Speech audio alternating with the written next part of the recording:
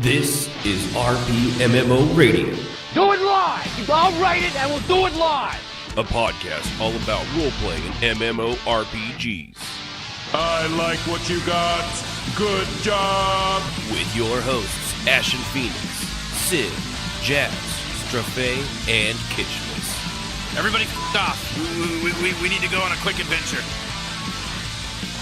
Hello, role players. Welcome to the final episode of the year of RP MMO Radio. Episode 72, Magic and You, part 3 of our 3-part series, The Light of Magic. Or, I think I renamed it at the last minute. I don't remember what it's called now. It says it in the title. If you don't know what it is, learn to read. So, there. I, of course, am one of your hosts, Ashen Phoenix, and with me today is the crew, Jazz, Sib, and Strafe, and the Yunfei. Unfortunately, Kishmas couldn't make it. He got stopped by ATF, the cocaine run of pure snow. It was only a matter of time, boss. He was running pure snow for Santa. How do you think he pays all those elves? It's cocaine money. He works for the Guatemalans, the Mexicans, the Colombians, the Canadians, all the inns. You know, it is what it is. You know, hopefully he'll be back next year. We don't know. It's going to depend on if they have enough evidence. Pray for him. And also Rahana, our call screener, looking for your calls. We are a call-in show. Do that over at rpmmoradio.com/Discord. If you're not already part of our Discord server, you, my friend, are a loser. And you should fix that, because there's only one way to fix that, and that's by joining our Discord, so that you can keep in contact with us even when we're not on the air. And you can tell us things about you, social security numbers, Swiss bank accounts, you know, anything like that. Yes, the Kringle cartel has them. That's exactly it.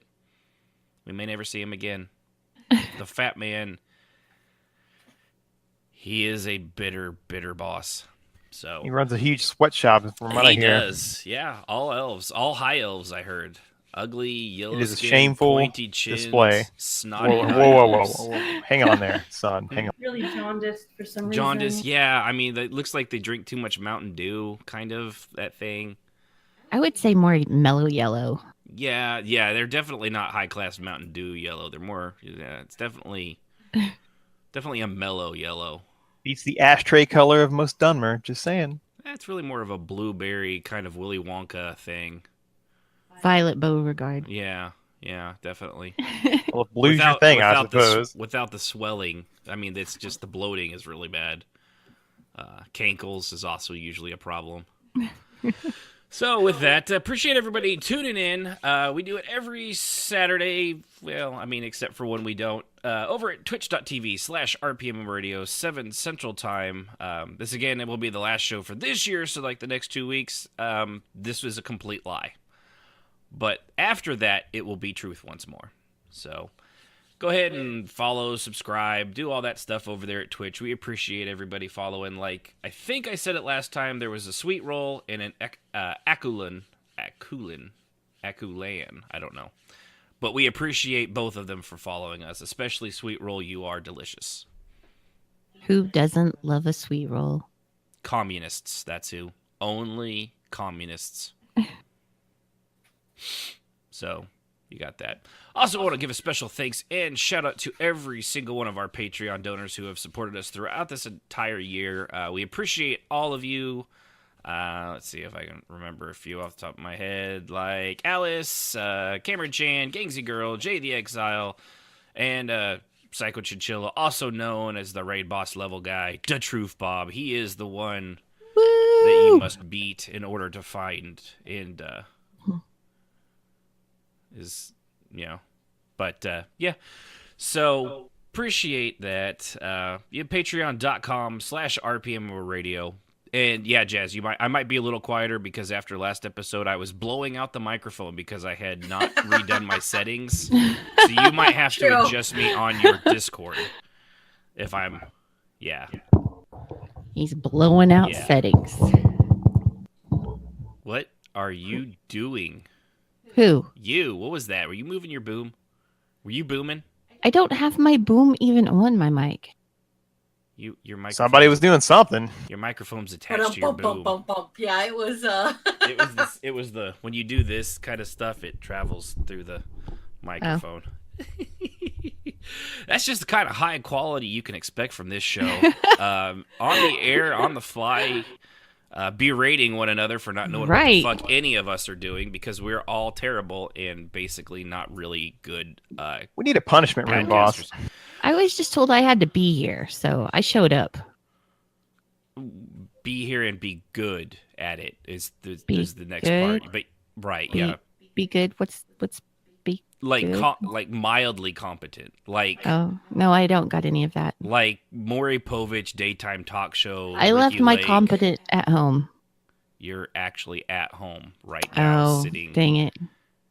Okay. at your home that we pay for. Are you sure? Are you sure we pay for this one? At home. Okay. Well, one of us does. Anyway. Sorry. Oh, wait a minute. Okay. I'm a squatter. How do you like that? You ain't getting rid of me. Yeah, you are a squatter, that's for sure. That's right. But at least your squatter made me a sandwich, like all good That's right. squatters should. So Somebody's couch surfing tonight.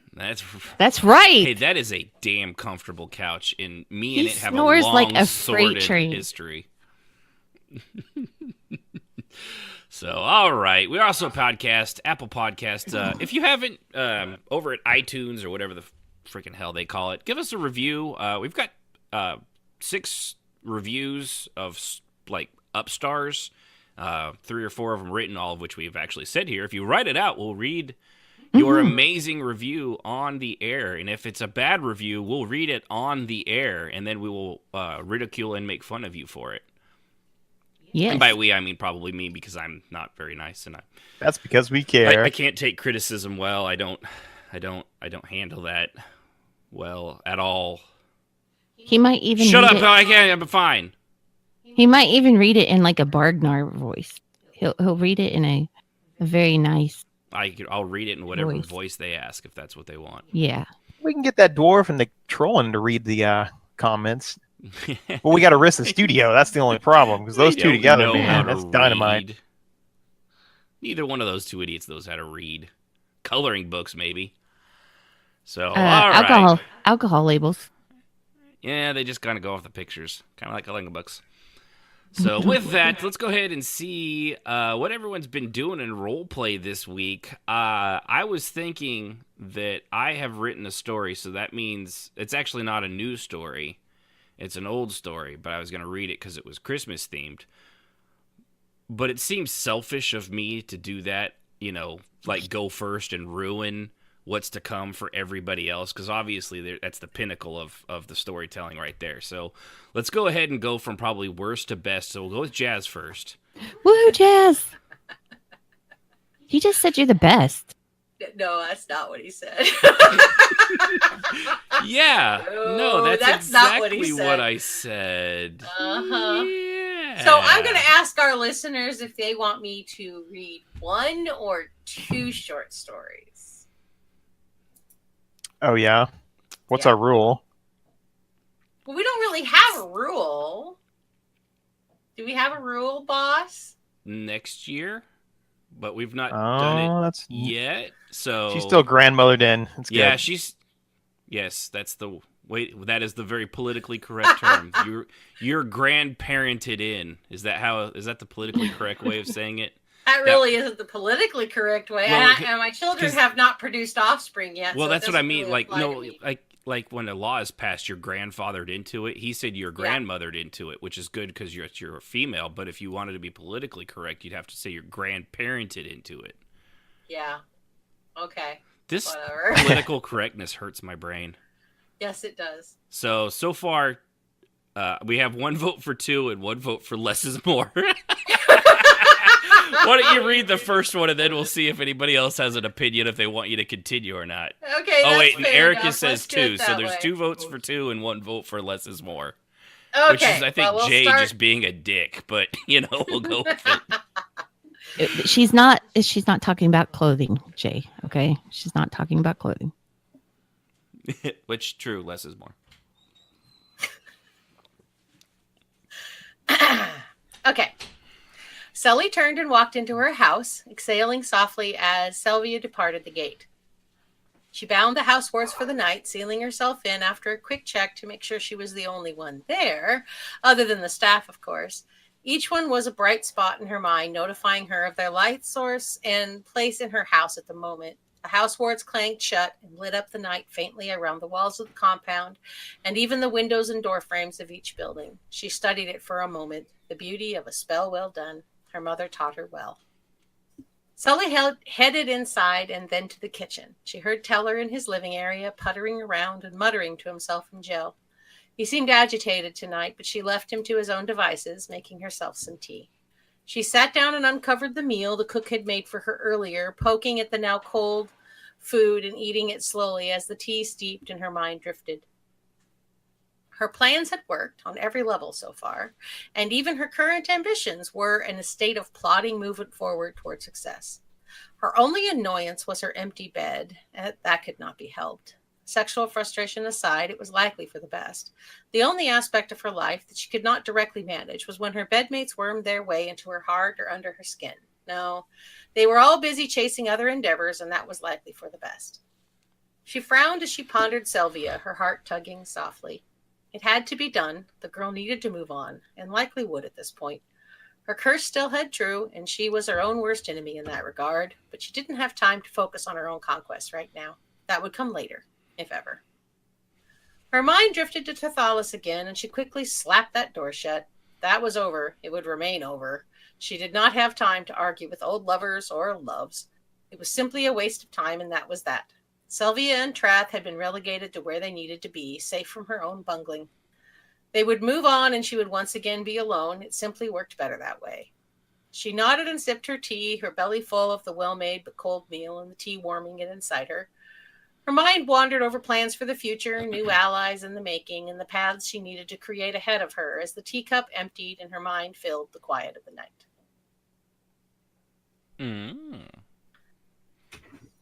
So that's the first one. All right. Well, I think the consensus is since less is more was only actually for clothing options, he said never mind. So I guess they do want to hear the second one. Okay. This one is an excerpt from Sial's journal, and they tend to be less nice. So buyer beware, listener beware, however one is supposed to say that. Yeah, nobody pays for anything around here. This is called Fire in the Hole, Part 4. He was not sorry or afraid. He stared at her with cold amusement. She returned his stare without expression. They stood there like that for what seemed like ages, but was likely only a few minutes. He broke the silence. Come for more? I was pretty thorough last time, and you were a lot of fun with all that begging and wailing, but I'm okay giving you more if you wish, whore. His voice was coldly indifferent, and she allowed herself a chuckle. His expression faltered then, ever so slightly. She leaned back against the stone fence, crossing her arms and appearing completely relaxed. He stood there, vaguely uncomfortable, weapons in hand, waiting for her next move and every muscle tense. She shook her head.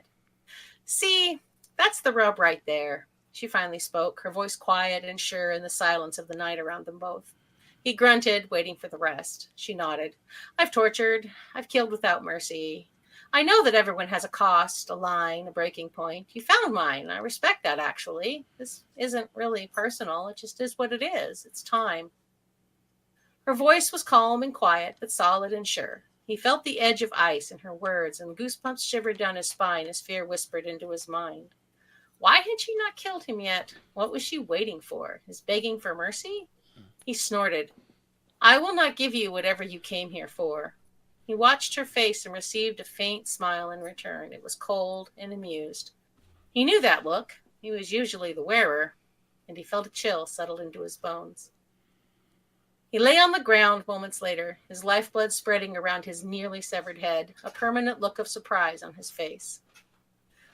Silly male, I came for your death. Sometimes, every now and then, what I wish for and what business brings me are one and the same. She spoke to him as she picked through his bag, searching for something there. His spirit, restless, screamed at her unseen and unheard, yet somehow she knew he was there. She kept talking quietly, sure and firm in tone, as she looked through his possessions. Until today, I did not know your name. You were a line on a contract. You made some enemies, as our kind are wont to do. Of course, once I saw your face, I realized what a beautiful moment chance had brought me. That I am the one sent to finish things. Ah, here it is. She smiled in triumph, and his spirit screamed in rage as she held up the tiny, rolled-up, tied-shut parchment paper at the bottom of the bag, sewn into a small flap to hide it. She unrolled it and read the contents, nodding to herself. Names, dates, addresses of his cohorts, and money paid. What a nice day this turned out to be. She smiled and turned to the corpse, cutting off his finger and then cutting off his pants for good measure, quickly removing one testicle. She dropped the bloody items into 2 separate pouches and smiled at the air around the corpse, feeling, sensing his pure rage and fury. Ah, don't be bitter. I'm sure we'll have a chance to chat soon enough. Our kind never really live all that long, right? She grinned and turned, leaving him for the gathering wolves in the background. The forest filled then with the sound of bickering growls and tearing flesh. She imagined she also heard screams of his rage as he discovered the charm she had initially dropped there on the ground by the body, sealing him forever bound to the blood-soaked rocks to watch his body torn apart. Sometimes it just works out so nicely. The end. Nice. The end. Oh God, that's never gonna go away. No, that's not going anywhere. Nope. All right. What about you, Sib? Me next. Sure, why not? I actually got RP this week. I was so excited. I think I RP'd every night. Yeah, every night. At least for a little bit before you got sore or something. Yeah. Yeah. So, no, it was actually a lot of fun. And I think my topic of choice will be, was it Wednesday night? I got to spar with Ericus on his character, Caves, who is an Argonian. And he's basically like my orc's master, teaching her stuff. And it was a lot of fun. We started the match off, and she has learned through his training not to rush in, because the first several fights, hand-to-hand fights they went into, she just bull rushes. And of course, she goes flying like a pillow or something. I mean, just gets flopped all around. So anyway, she come in slow, and she faked a couple punches and then got a knee in and was able to grab a hold of him as he bent over holding his stomach, and she basically suplexed him. And that's when the tables turned. Thanks to the awesome rolls. Yeah. She took a punch to the side of her head, or it was a forearm that he landed a nice little punch. She saw stars and had to shake it off. And then the next thing, according to the rules, she got leg swept and landed on her back. Well, of course, Caves is an arrogant butthole. He's angry, grumpy. He's awesome. So he walks over to talk to Trath, who's watching from the edge of the sparring ring, and grabs her by her throat with his tail and begins to drag her over there. And so she manages to get her fingers just enough that she cannot pass out. And as he's sitting there just chatting away with Trithalis, she manages to squirm around, and I got the final roll, which was a good roll, and I managed to kick his knees out from behind him, and I broke the tail hold. I won because I landed the 3 hits according to the rolls, but it's still, in a way, my character didn't win because she still got hurt worse. So it was a lot of fun. I enjoy doing that. I feel like I'm coming a long way on the sparring, and thanks to Ericus, who is always there to spar with me or, teach me stuff. He keeps me on track with the roles. But it's always a good time and I always enjoy it. But that was the one event I wanted to talk about. Very nice. Yeah. How about you, Strafay? Well, of course, as she mentioned, I had Trath over watching the fight.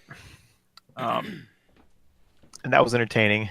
Kays, of course, was in fine spirits. Trath wanted to punch him in the nose when she was choking out his girlfriend, but hey, couldn't do anything. It was their fair fight. Rufus, yes. Well, the Master Mayra, she gave me this task to teach her how to meow, right? So I go to her house, teach her how to meow. Now, if she goes to Dune, this one cannot help. If she meows the wrong way and gets the funny look. Suffice to say, this one got his task done and got a new task from the pretty Taviset.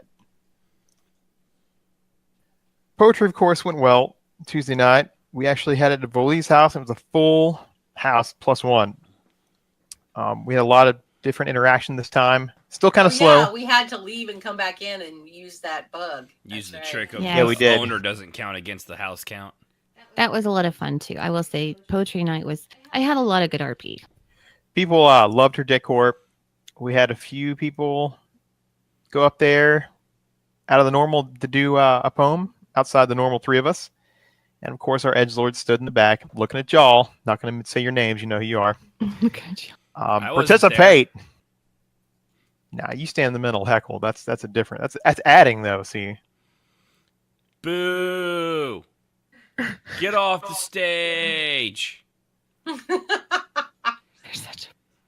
Poetry's for nerds. Other than that, Trath and Bully sat down and had a good conversation over a bowl of stew, and a small moment. It was still pretty fun. I think it's getting ready to progress their storyline, so I'm excited about it. Yeah, that's cool. How about you, Yunfei? You do anything this week? Over in I'm boring. the secret world. No, I didn't even log into Secret World. There was too Not much even going for on. the dailies this time, huh? No, sadly. Yeah, just kind of burning out on it. A little of that, a little of not really being able to afford it, and a little of my mom getting me a early Christmas present in a new tablet. So I've Which been playing with doesn't that. come with the correct cables to attach it to modern things. Isn't that right? No, it does not. Which is stupid bullshit. But yeah, that tablet was pretty sweet looking too. But it's awesome. I love it. yeah, that's cool. Always look forward to at least seeing some of your art, even if you may not role play it, have time to role play or be able to, or bored of a game. The art is always there. So that's cool. Well, I haven't done much of anything. I'm supposed to be doing stuff, but it's 10, 12-hour days every day delivering packages for corporate Jesus is exhausting.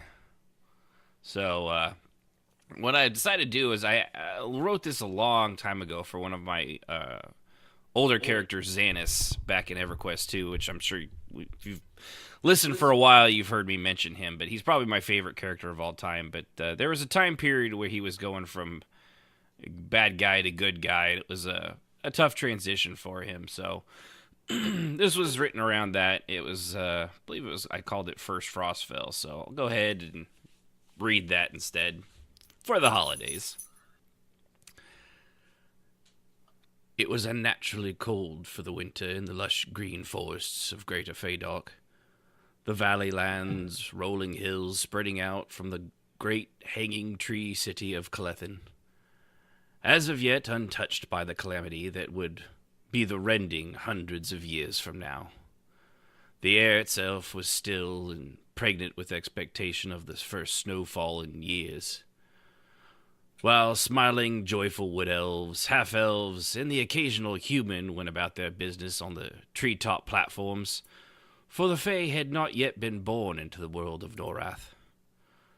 "I don't get it," I grumped, with a sour expression to the woman hanging colorful baubles from every nook and cranny of the small wooden home we stayed in while she helped me recover and taught me the ways of the once hated surface enemies. Sure, I may not have hated them any more per se, but I didn't really care for them or their joyful, smiling ways. Red gold hair shifted like a curtain as she peeked from behind it over her shoulder.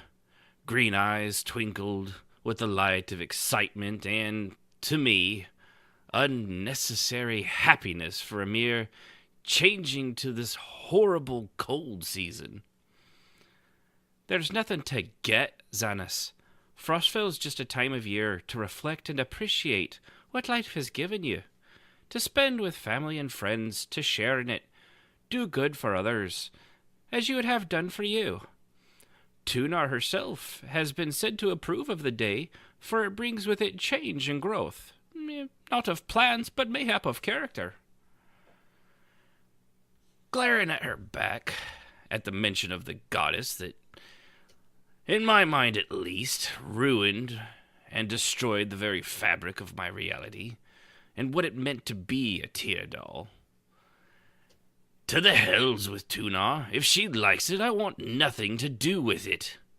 Crossing my arms over my chest and turning my head to look out the window as Lita sighed, patiently, with a shake of her head. Outside the window, an elderly elf woman carried far too many bundles for her stooped frame.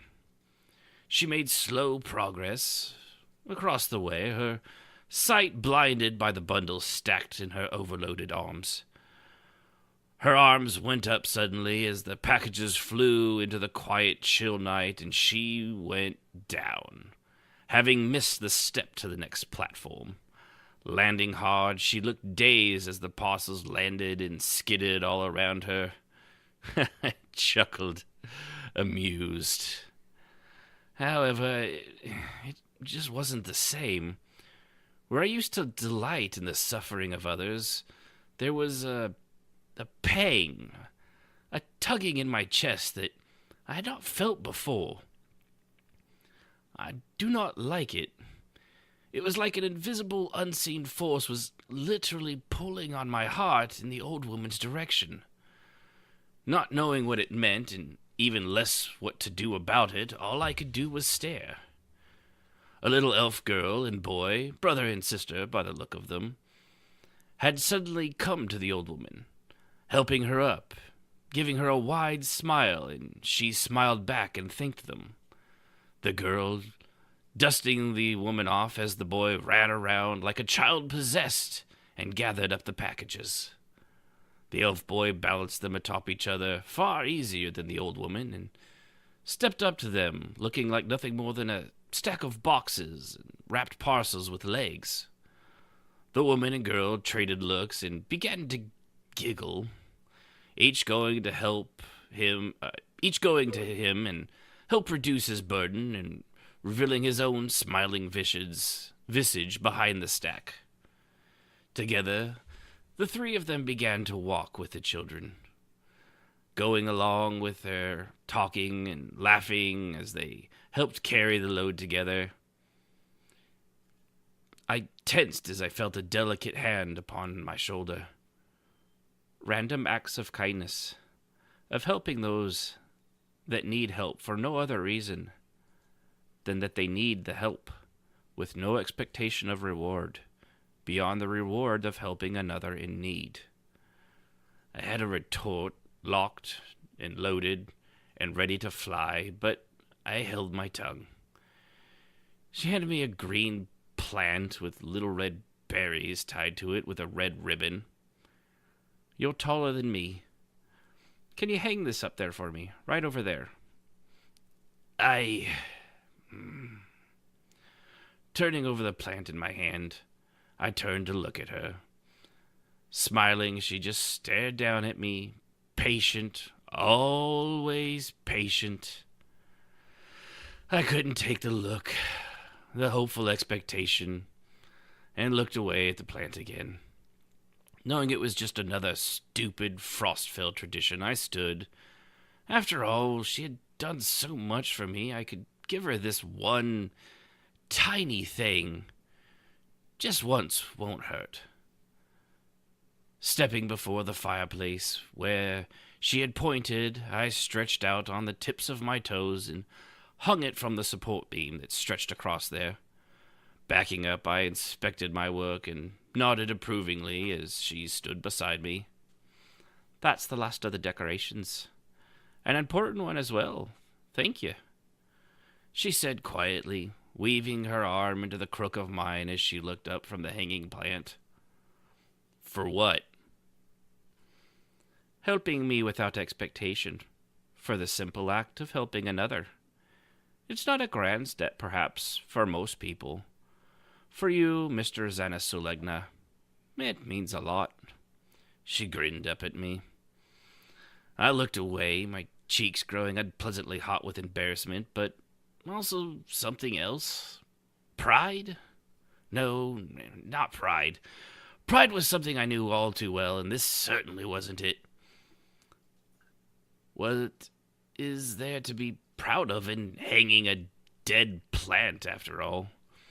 No, it was warm and made me feel good. Deflecting from this, I asked, "What is it, anyway?" "It's a magical plant we call mistletoe," she replied coyly. Magical? I sense no magic in the bauble. It's just a dead plant. Are you sure? I looked at the plant again and nodded. It was a powerful magic, Xanis. The magic of tradition. Tugging on my arm with her, she pulled me under it and looked up to be sure, then into my eyes. The tradition of mistletoe is that if people stand under it, they must kiss and bring themselves good luck for the year. To do so, could bring bad luck in its place. Now she stepped into me with her tiptoes, wrapping her arms around the back of my neck, and kissed me. Our first kiss. Truly, though, it was my first kiss as well. I mean, I had kissed before, of course, being hundreds of years old. However, this was the first one in which the act actually had something more to it. A warmth of affection, a tingling of expectation that the person sharing the kiss wanted nothing more from me than to just be with me, and I with her. The blood terror of Dariac, my former self and all I knew, died with that kiss under a mistletoe on a Frostfell eve. Smiling up at me as she stood flat-footed again, looking at me, and pulled out a red fuzzy hat from behind her belt and stuffed it onto my head, batting the white puffball at the end behind my head. Merry Frostfell, Xanasolegna. I cracked the first smile, true smile, in an age as the snow began to fall silently outside. Merry Frostbell, Lita Starfall. That was the first time I remember Frostfell. A first of many things in my long life, in fact. I try to pass that feeling on as best I can, though I'm nowhere near as cunning as Lita was at it. I pass on to you this message all the same.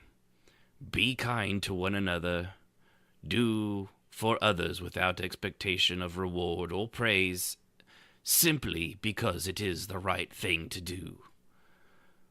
That those small acts of kindness build, and while they may not be noticed or even remembered, they will always and forever be felt. So that's my story. Aww. Yeah, it's an old one. Very nicely done. Yeah, it's all right. You betrayed your heritage. Traitor! It's treason, then. That's right. So, all right. Well, with that, before we go into our main topic of the goody-good magics and the neutral magics, not necessarily in that order, let's go ahead and do a word from our sponsor in a very special Christmas edition. just in time for this Christmas season. A Christmas album you didn't even know you needed. Stirring renditions of songs of the holidays in a way you've never heard them before. Performed by one of the greatest music minds in the far lands of Westeros. Hodor's Christmas Carols Volume 1. Listen to the amazing retelling of magical classics like Jingle Bells. Hodor, Hodor, Hodor. Hodor, Hodor, Hodor. Hodor, Hodor. Hodor, Hodor, Ho. Hodor, Hodor. Hodor, Hodor. Hodor, Hodor, Hodor, Hodor, Hodor, Hodor, Hodor, Hodor, Hodor, Hodor, Hodor, Hodor, Hodor, Hodor. Hodor, Hodor, Hodor, Hodor, Hodor, Hodor, Hodor, Hodor, Hodor, Hodor, Hodor, Hodor, Hodor, Hodor, Hodor, Hodor, Hodor, Hodor, Hodor. And he'll slip a present under your tree with Santa Baby.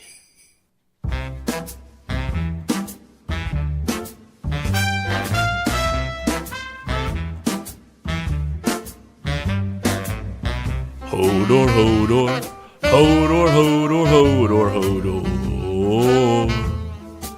Hodor, Hodor, Hodor, Hodor, Hodor, Hodor, Hodor, Hodor, Hodor.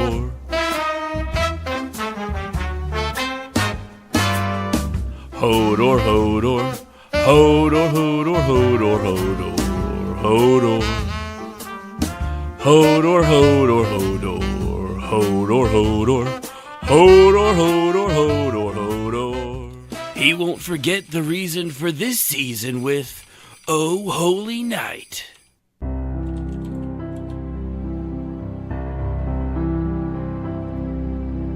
Hodor, Hodor, Hodor, Hodor, Hodor.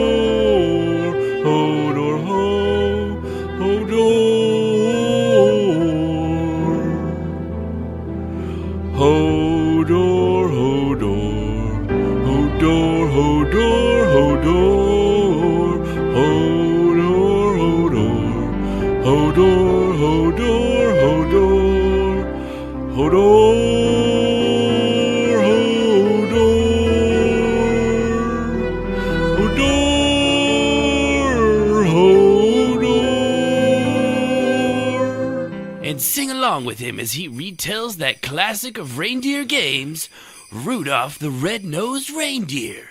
Hodor, Hodor, Hodor, Hodor, Hodor, Hodor. Hodor, Hodor, Hodor, Hodor, Hodor. Hodor, Hodor. Hodor, Hodor, Hodor, Hodor. Hodor, Hodor, Hodor. Hodor, Hodor, Hodor, Hodor. Hodor, Hodor, Hodor. Hodor, Hodor, Hodor, Hodor. Hodor, Hodor, Hodor. Hodor, Hodor, Hodor. Hodor, Hodor, Hodor. Hodor, Hodor, Hodor. Get these classics along with 157 others in Hodor's Christmas Carols Volume 1. Available online everywhere, just in time for the holidays. And remember, have a very Hodor, Hodor, Hodor, Hodor.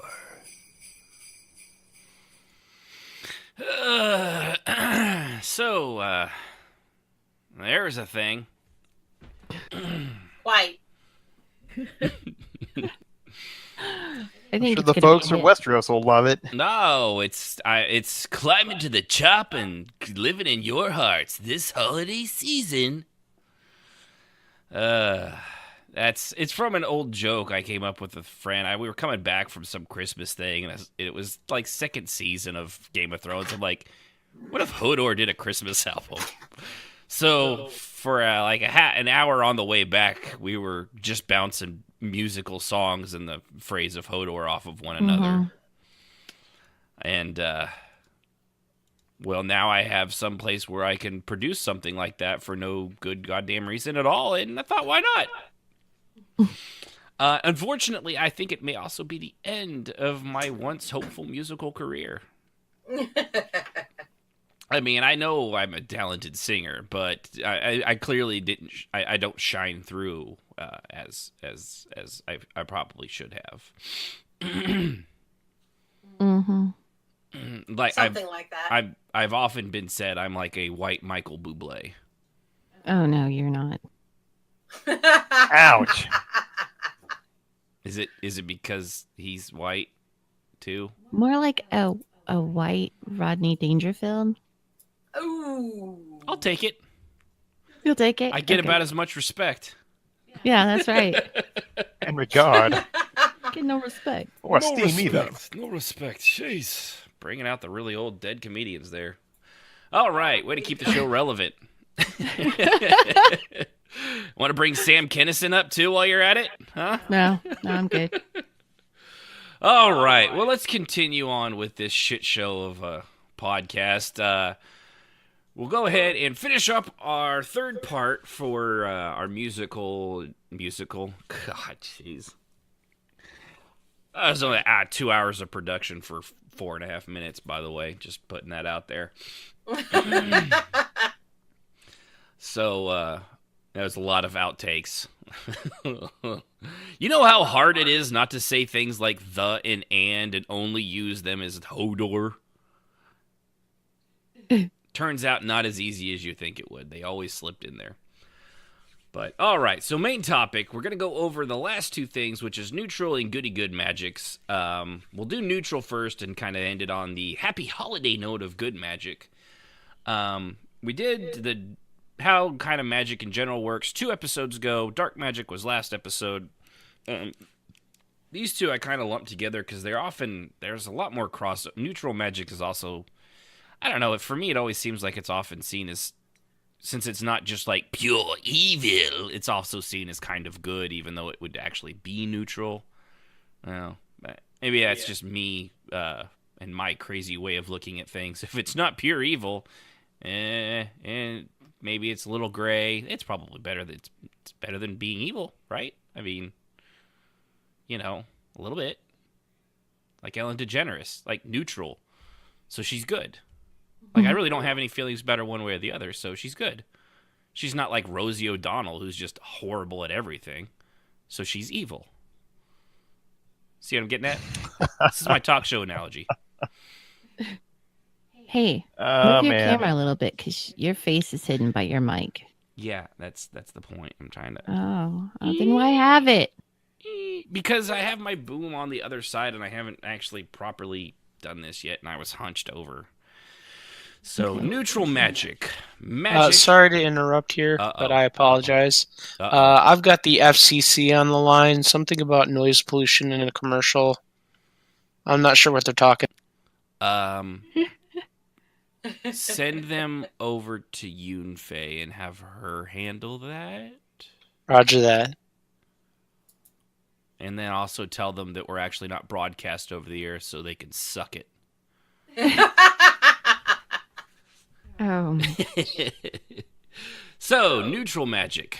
Neutral magic is... It's magic that really in itself isn't inherently good or evil. Maybe it can be used for one of those, but the magic itself doesn't actually become benevolent or malevolent place itself. It doesn't come from a source of good or evil. It just kind of is. Things like nature magic, elemental magic, potion making, alchemy, just general things of that nature. It just kind of is. You know, I don't really see nature as bad or good. It just, you know, it just is what it is. So with that comes, like I said, nature magic would fall into that. These would be people that play like like druids or shamans. I couldn't think of other classes because I'm very tired. Anybody else think of other classes that kind of use nature magic? Or I know those two definitely do. Wardens do. Wardens do. Wardens are nature's magic. Yeah. Okay, so wardens, and that's an EQ one. Maybe the plant people from Guild Wars, Guild Wars 2. They were kind of, because they were plants. I mean, they have to be nature-based, right? Mm-hmm. I mean, they're literally walking, broccoli. Yeah, but there was actually evil plants too. So True. So, but they were things like cauliflower, like evil cauliflower, or as I like to call it, ghost broccoli. Actually, streamer, I was spinach. Don't assume my vegetable. I apologize. I apologize behalf on all of the lettuce people that I assumed your vegetable. I apologize to the carrots. I apologize to the asparagus, the cucumbers, the avocados. Not Peaches? A tomato, because a tomato is a fruit, not a vegetable. The arugulas. Who doesn't like a good arugula? Arugula. Arugula. It's just it's like barracuda. It's just one of those fun words that nobody actually would eat. I mean, if you're eating arugula, stop being pretentious. It's like people that eat kale because it tastes good. No, it doesn't. Sure doesn't. Kale would be in the evil magical spectrum. Did you already say shaman? Yeah, druid and shaman was the two I had thought of. Okay. Or, and variations thereof. And, like nature itself, it really isn't good or evil. It just sort of is. Yeah, things die, animals kill one another, rainstorms flood rivers and destroy the landscape, or a stray lightning bolt will start a forest fire, or if you're in California, a gender reveal because you're a fucking moron and burn down hundreds of thousands of acres of land and people and housing. But hey, it was a girl! Moron. The devastation and death are horrible, and, But that's always kind of looking at from, like, our limited human perspective. We always see the things that nature does and like, oh, it's so awful because, Guam tipped over now. And yeah, I mean, it capsized, as the one congressman said. It was so sad. Anyway, ADD moment. But it's nature. Nature is what it is. Snowstorms, all that stuff. And we hate it because it affects our lives. Trust me, I'm not a fan of snow. Everyone's like, "Oh, it's gonna snow this weekend." Yeah. Oh, go fuck yourself. I have to go to work still and deliver and that shit. It's not good. So for me, snow is evil. It's pretty, but it's evil. In our house, snow is the swear word. Exactly. I feel you. Mm-hmm. So, but the thing is, from all that stuff, from the death, another animal survives. The remains of the animal, it feeds things like bugs, and eventually it'll feed the soil and plants all over this place. It's what you should have learned in basic elementary school, but apparently, given the videos I watch online of hey, do you know how stuff works? In college campuses, stuff's not being taught anymore. So maybe this is the first time you heard it. It's not your fault. Your teachers were just ignorant and taught you badly. So when the swollen river recedes, the rivers change, and sometimes, they'll start watering an area that was once dry, and they'll bring life to it. They'll life from death. Forest fires are horrible in the short term, but revitalize the forest, killing off the choking underbrush, the ash and char becoming overgrown with new life in record time. Nature it's a constant balance of life and death. I don't know. Mm-hmm.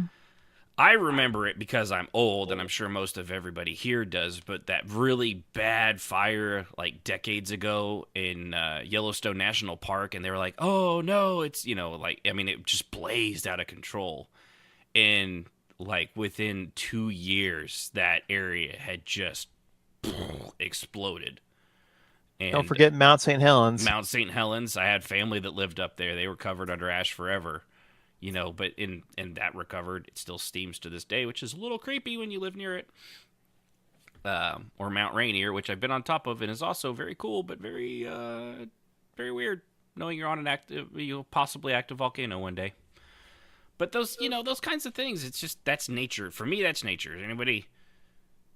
It just is what it is. So, fun fact: the cap that's over St. Helens is bulging and smoking. I went up there a few years ago with my stepdad to go visit his folks, and I was like, and you can still see the trees where they blew out from the blast, like still stuck in the snow, facing away from it. It's still kind of a barren wasteland around it. Yeah, but it is steam. My dad lives near there. He works actually out of SeaTac, the Seattle-Tacoma Airport up there. Yeah. And we flew over that bulge and saw the steam and smoke from the airplane. So you've seen it. This was several years ago, but I was like, well, that seems like a really bad flight plan. I mean, there's a concussive wave that comes out faster than the speed of sound, right? Maybe we shouldn't fly over the Mach 1 plus explosion. Just okay, well, no, all right, well, we'll just keep on going then.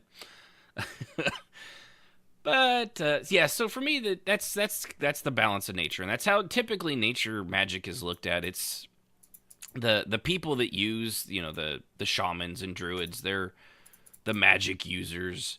They know this, they internalize this. This is like where their characters really and their magic really comes from. So, it can kind of come off as like callous to human understanding, but nature doesn't stop just because it hurt our feelings or made our house go away. It's a force of nature. Like Jazz clicking her mouse. What? I can hear you clicking your mouse. Oh my god. I've been ignoring it for a minute. We're all hearing it, man. Are you serious? Yeah. Dead no, serious. I just guessed really well. I don't see how you can hear that. I can't hear anything, and I have better hearing than any of you. Well, okay. Are you sure? If you watch the Discord light when you're clicking it and your little guy lights up, see that? That means it's activating. You might have to put her in the push-to-talk punishment room with me. Oh my god. It's not my fault. I don't make it pick up. That's not. I don't do this. I don't know. How do I fix that? We'll work on it later. For now, I'm just gonna mock you relentlessly. What he does best. Good to know. I mean, even if it goes completely quiet, still mock you relentlessly just on something else. I'll always find something. Because I like you, Jazz. I'm sorry, Jazz. Are you lucky? I'm so happy to know that. Aren't you glad you tried to hit on me all them years ago? We're still friends. I think he's trying to blame you for this. I think he is. And he's probably not wrong. You've stuck around. I try to push people away, but some people, they just don't get the hint. So, that's true. Preach it, brother.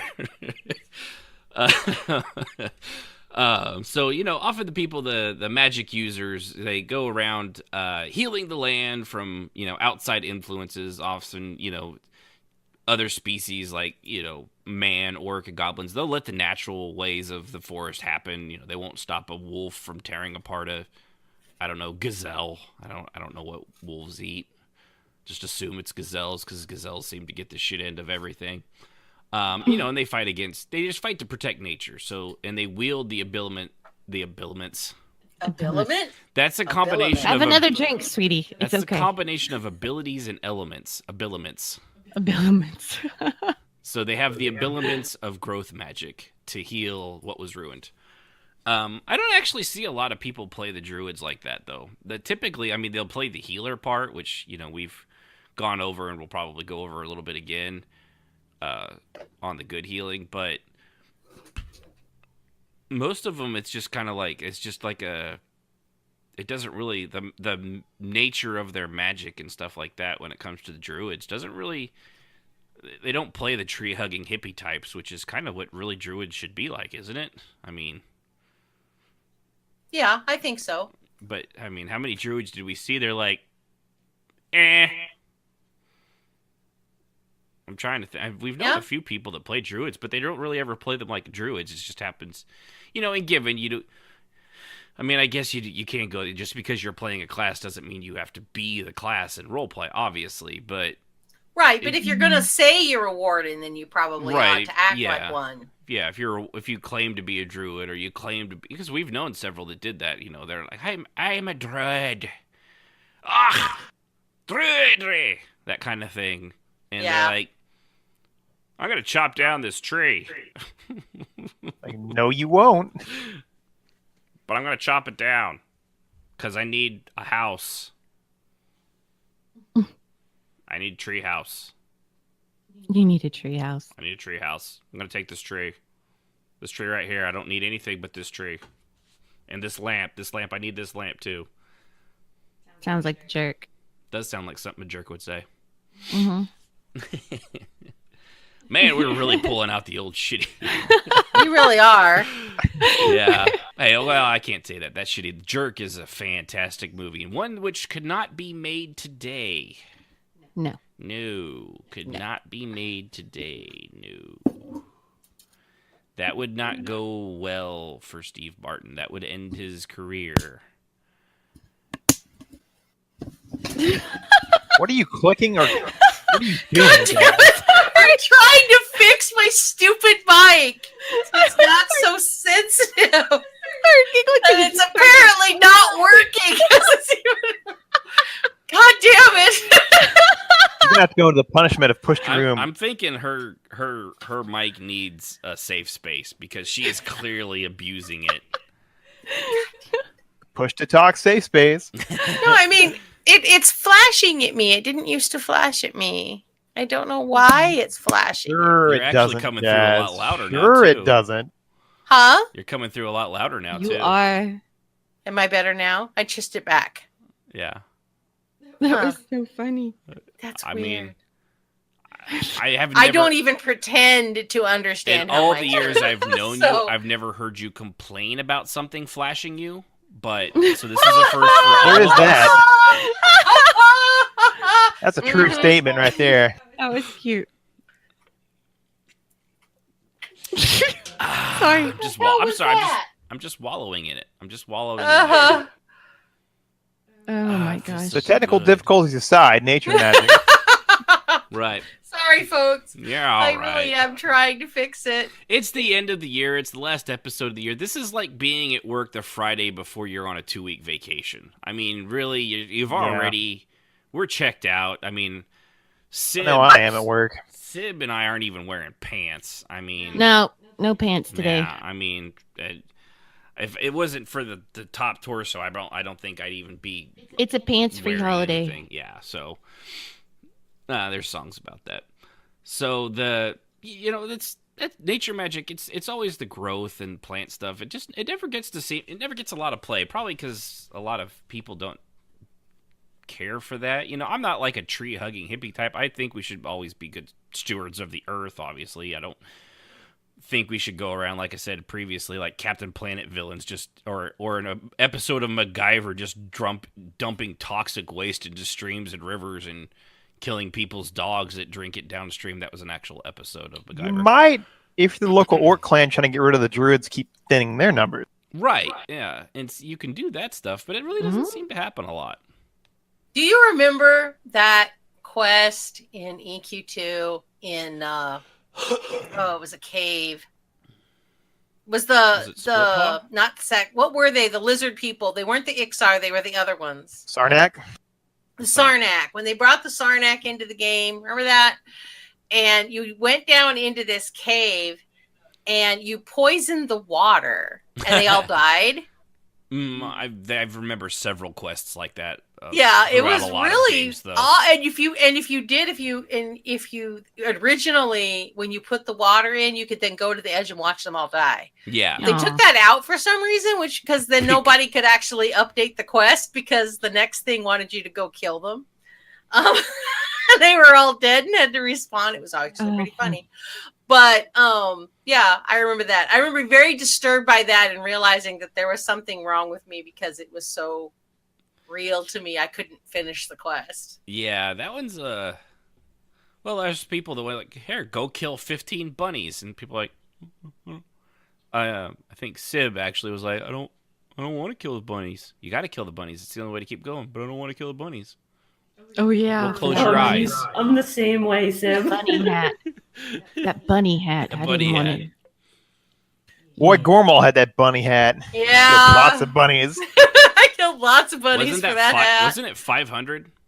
Yeah, it was a lot. It was a lot. I felt nauseous by the end of that. Then you can. I would roleplay throwing dead rabbit carcasses at guildmates as they walked by Gormal. You got them by their. Happy Bunny's Day. Toss. Flappy bunny ears like. Yeah. I remember that. If you throw it back, Gormal will be cooking it for you, and they barf. You know, it was good time great. For playing Red Dead. I honestly loved that RP. I loved Gormal RP. We could make people sick. It was great. Yeah, he was the worst at being the best.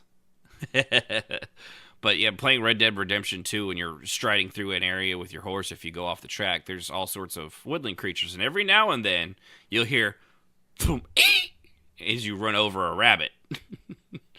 It's like, oh, hey, I got an achievement. All right. Bunny death. Gamers are terrible people. Yeah. Really are. Really are. So I changed my attitude about it though. In ESO. Yeah, I kill every little thing. Kill them all. You have to. Boy, howdy, she does. Bully will run around, see something cute, step on it, spell it, spear it. If it crawls, it dies. Mm-hmm. I eat the guts. I know. Case in point. Trath was showing her around Somerset one day, and he was showing her romantic waterfalls, all this kind of stuff. And he's being a high elf. The problem came when this long-necked heron landed. And this looked so peaceful and serene, and then Valerius went over there and chopped off with its head and made this horrible noise. Trath looked at her and went, "Do you feel better now, darling?" She's like, "Yes, I need the guts for fishing. Don't judge me." It's a big joke every time we're out running around or doing some RP. I have to kill all the small things. I need their fishing guts. Oh, sorry. I'm a horrible person now. That's hilarious. Finally, you've come to my way of seeing things. So, all right. So, included in the neutral magics, I put in elemental magic: earth, air, fire, water. Those are typically the 4 basic elements of magic. Also, the 4 elements used in the 5th element, Mila Jovovich being the 5th. Completely unrelated to what we're talking about. Just a good movie. A lot of people. She was hot. Yeah, she was. Dino Dallas Multipass. Although I am glad they'll be redoing Resident Evil without her in that timeline, and maybe we can get a real Resident Evil series. I did enjoy the Resident Evil series, a real Leon and Claire. Yeah, I get a real Resident Evil movie now. I liked Alice. I did too, but it still wasn't. It wasn't Resident Evil. I want with Ashen, Resident it was Evil. Totally different thing. It was kind of like watching Ready Player One. It's got That's right. elements of Ready Rose Player before One. hose. I see how it is. That's right, ho. That's right, ladies. Oh. We're ready to get rid of these. Hey, Strafay, bros. There's 3 of them. Ho, ho, ho. Tis the season, my friend. Oh my God. Tis the season. Ashen, you are going to hell. You know that? Oh yeah. I'm riding on the back of Santa's sleigh, baby. Have a holly jolly Christmas. It's the best time of the year. This is what I get to live with. Mm-hmm. You're welcome. All right. So like I was saying, earth, air, fire, water. So a lot of times people put in lightning, electricity in there, and makes sense. Well, it is a source of. It is a kind of fire. It's electrical fire. But right. It's fire. Yeah. It kind of comes in there, but some people do it as its own thing, which, I mean, I'm not too really care all that much about for me, but the 4 basics are definitely earth, air, fire, and water for elemental, and everything can kind of sprout out for there. I also see a lot of people put in light and shadow magic. Like it's people put shadow magic as its own form of element, and I don't know where they get that from. They obviously flunked physical science. Right. Like, I mean, I get it for like silly, like Pokemon does that, but they, and that's fine for Pokemon, but it's not an actual element of like a scientific element kind of a thing. But I'm glad you're with me on that, because that's not elements. I mean, they're light and shadow, or they're opposing forces, like one can't exist without the other kind of a thing. It's not that it's like earth, air, fire, water, light and shadow. Well, it's not really. Unless you're in Hyrule, then the whole shadow thing is a whole different ball game. Yes, but even in Hyrule, shadow was a form of earth. I don't think we're talking about the same game, darling. Yeah, Oh, Hyrule is Legend of Zelda. Never mind. Gotcha. Yeah. And yes, Rahana, you are correct. We did forget about the other fifth element, heart. When our powers combine, we will summon Captain Planet. That useless skinny guy that was on their team. Wasn't he I think he was like Puerto Rican, wasn't he? He was the guy that Jazz warned us about in Silver Circle that heart comes last. So. Oh no, I was talking about Captain Planet. Yeah, I know. So am I. Yeah. Yeah, he had the most useless power of all, and the others are like, I'm shooting fire, wind, and air, and I make the earth rise. And I'm like, the other one's there, I'm a Care Bear. You guys shoot my feelings. No, you go away.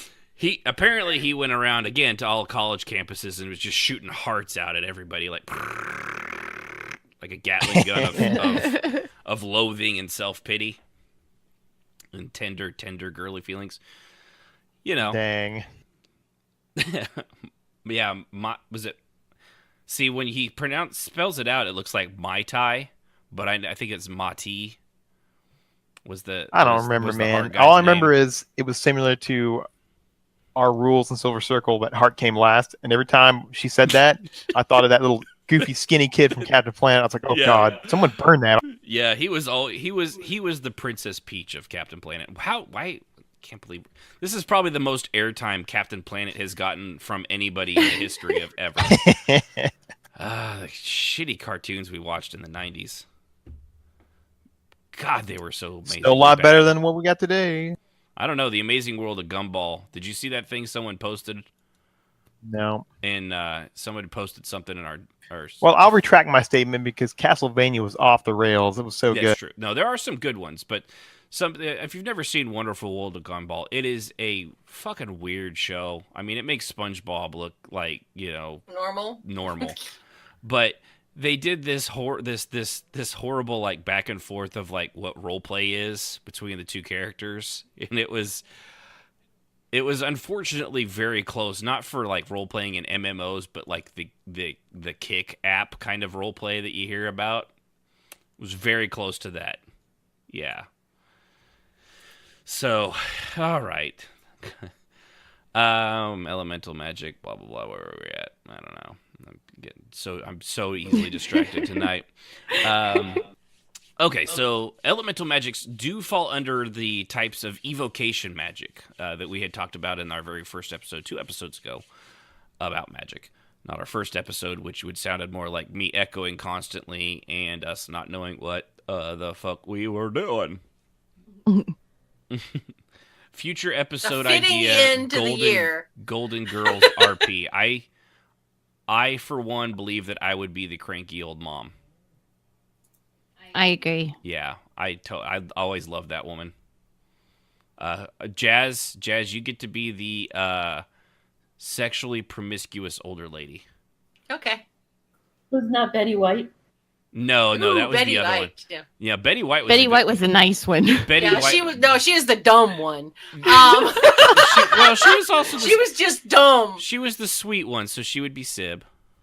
Okay, but Sib's not dumb. That was me. No, but she's nice. I'm like a mix between what was her name? Blanche and Dorothy. I'm kind of a nice blend. No, Blanche was what was the old lady? Dorothy's mom. That's who I am. No. You're Dorothy. Sally Struthers. I'll settle for Sam Malone on Cheers. Y'all have fun playing the old bags. No. This is what our people, Azure lay in the chat. Sophia, thank you, Azure. Sophia, thank you. Yes. They wanted Golden Girls roleplay, so we're gonna have to figure this out. This is clearly what the people want. It's clearly what the people want. are sick individuals. All right, moving on from Golden Girls roleplay. This is the dumbest show ever. Sorry. So yeah, evocation falls under elemental magic. The magic actually itself is benign. It's kind of how it's used by the wielder that actually determines if it's good or bad. Kind of think like Harry Potter. You know, the good wizards and bad wizards, often they use the same spells in that series. You know, of course, there's some that like Avada Kedavra that you're not supposed to use because it's evil, because it instantly kills you. But for the most part, a lot of the spells are crossed over, and it wasn't the spell doing the good or evil, just the person casting it. So like the freezing spell, the one that like turns you kind of, you know, locks your body up. You know, freezing someone to sneak out of your dorm, not bad. Freezing somebody and pushing their body into a raging river so they drown, a little evil.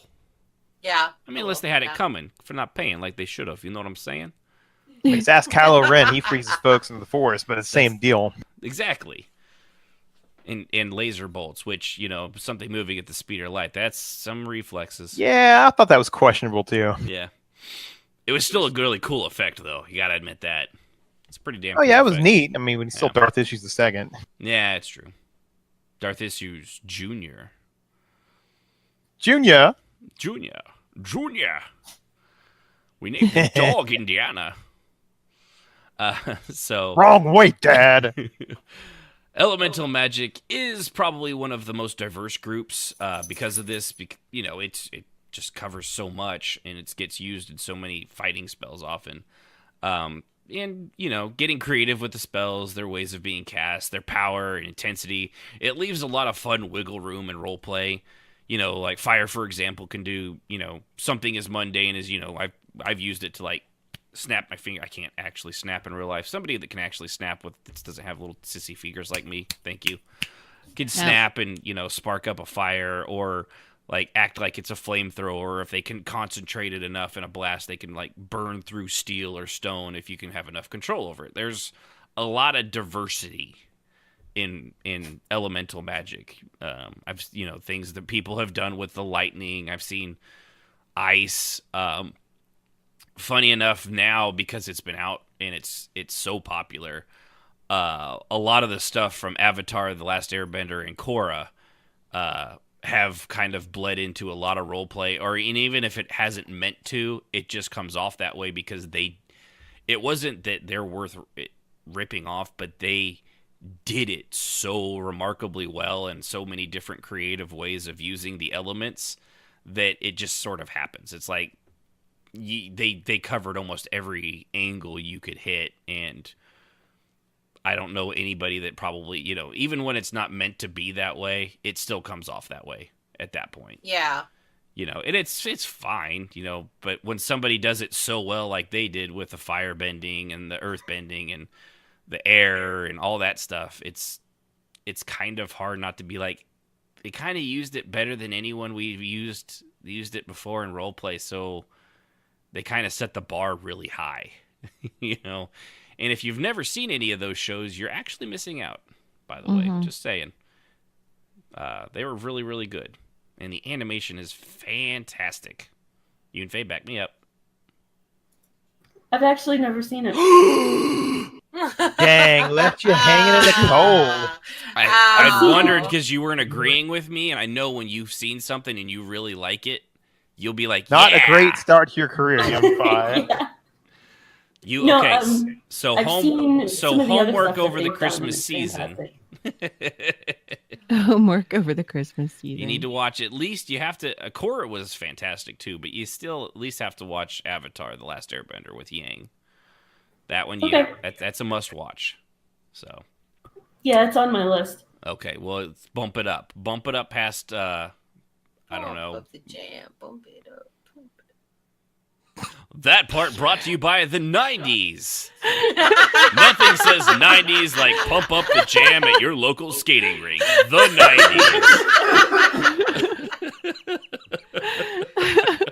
90s. Wow, Jazz. I miss the skating rinks, man. Those are cool. We still have one around here. So, once again, lost my spot. Okay. Welcome. Thank you.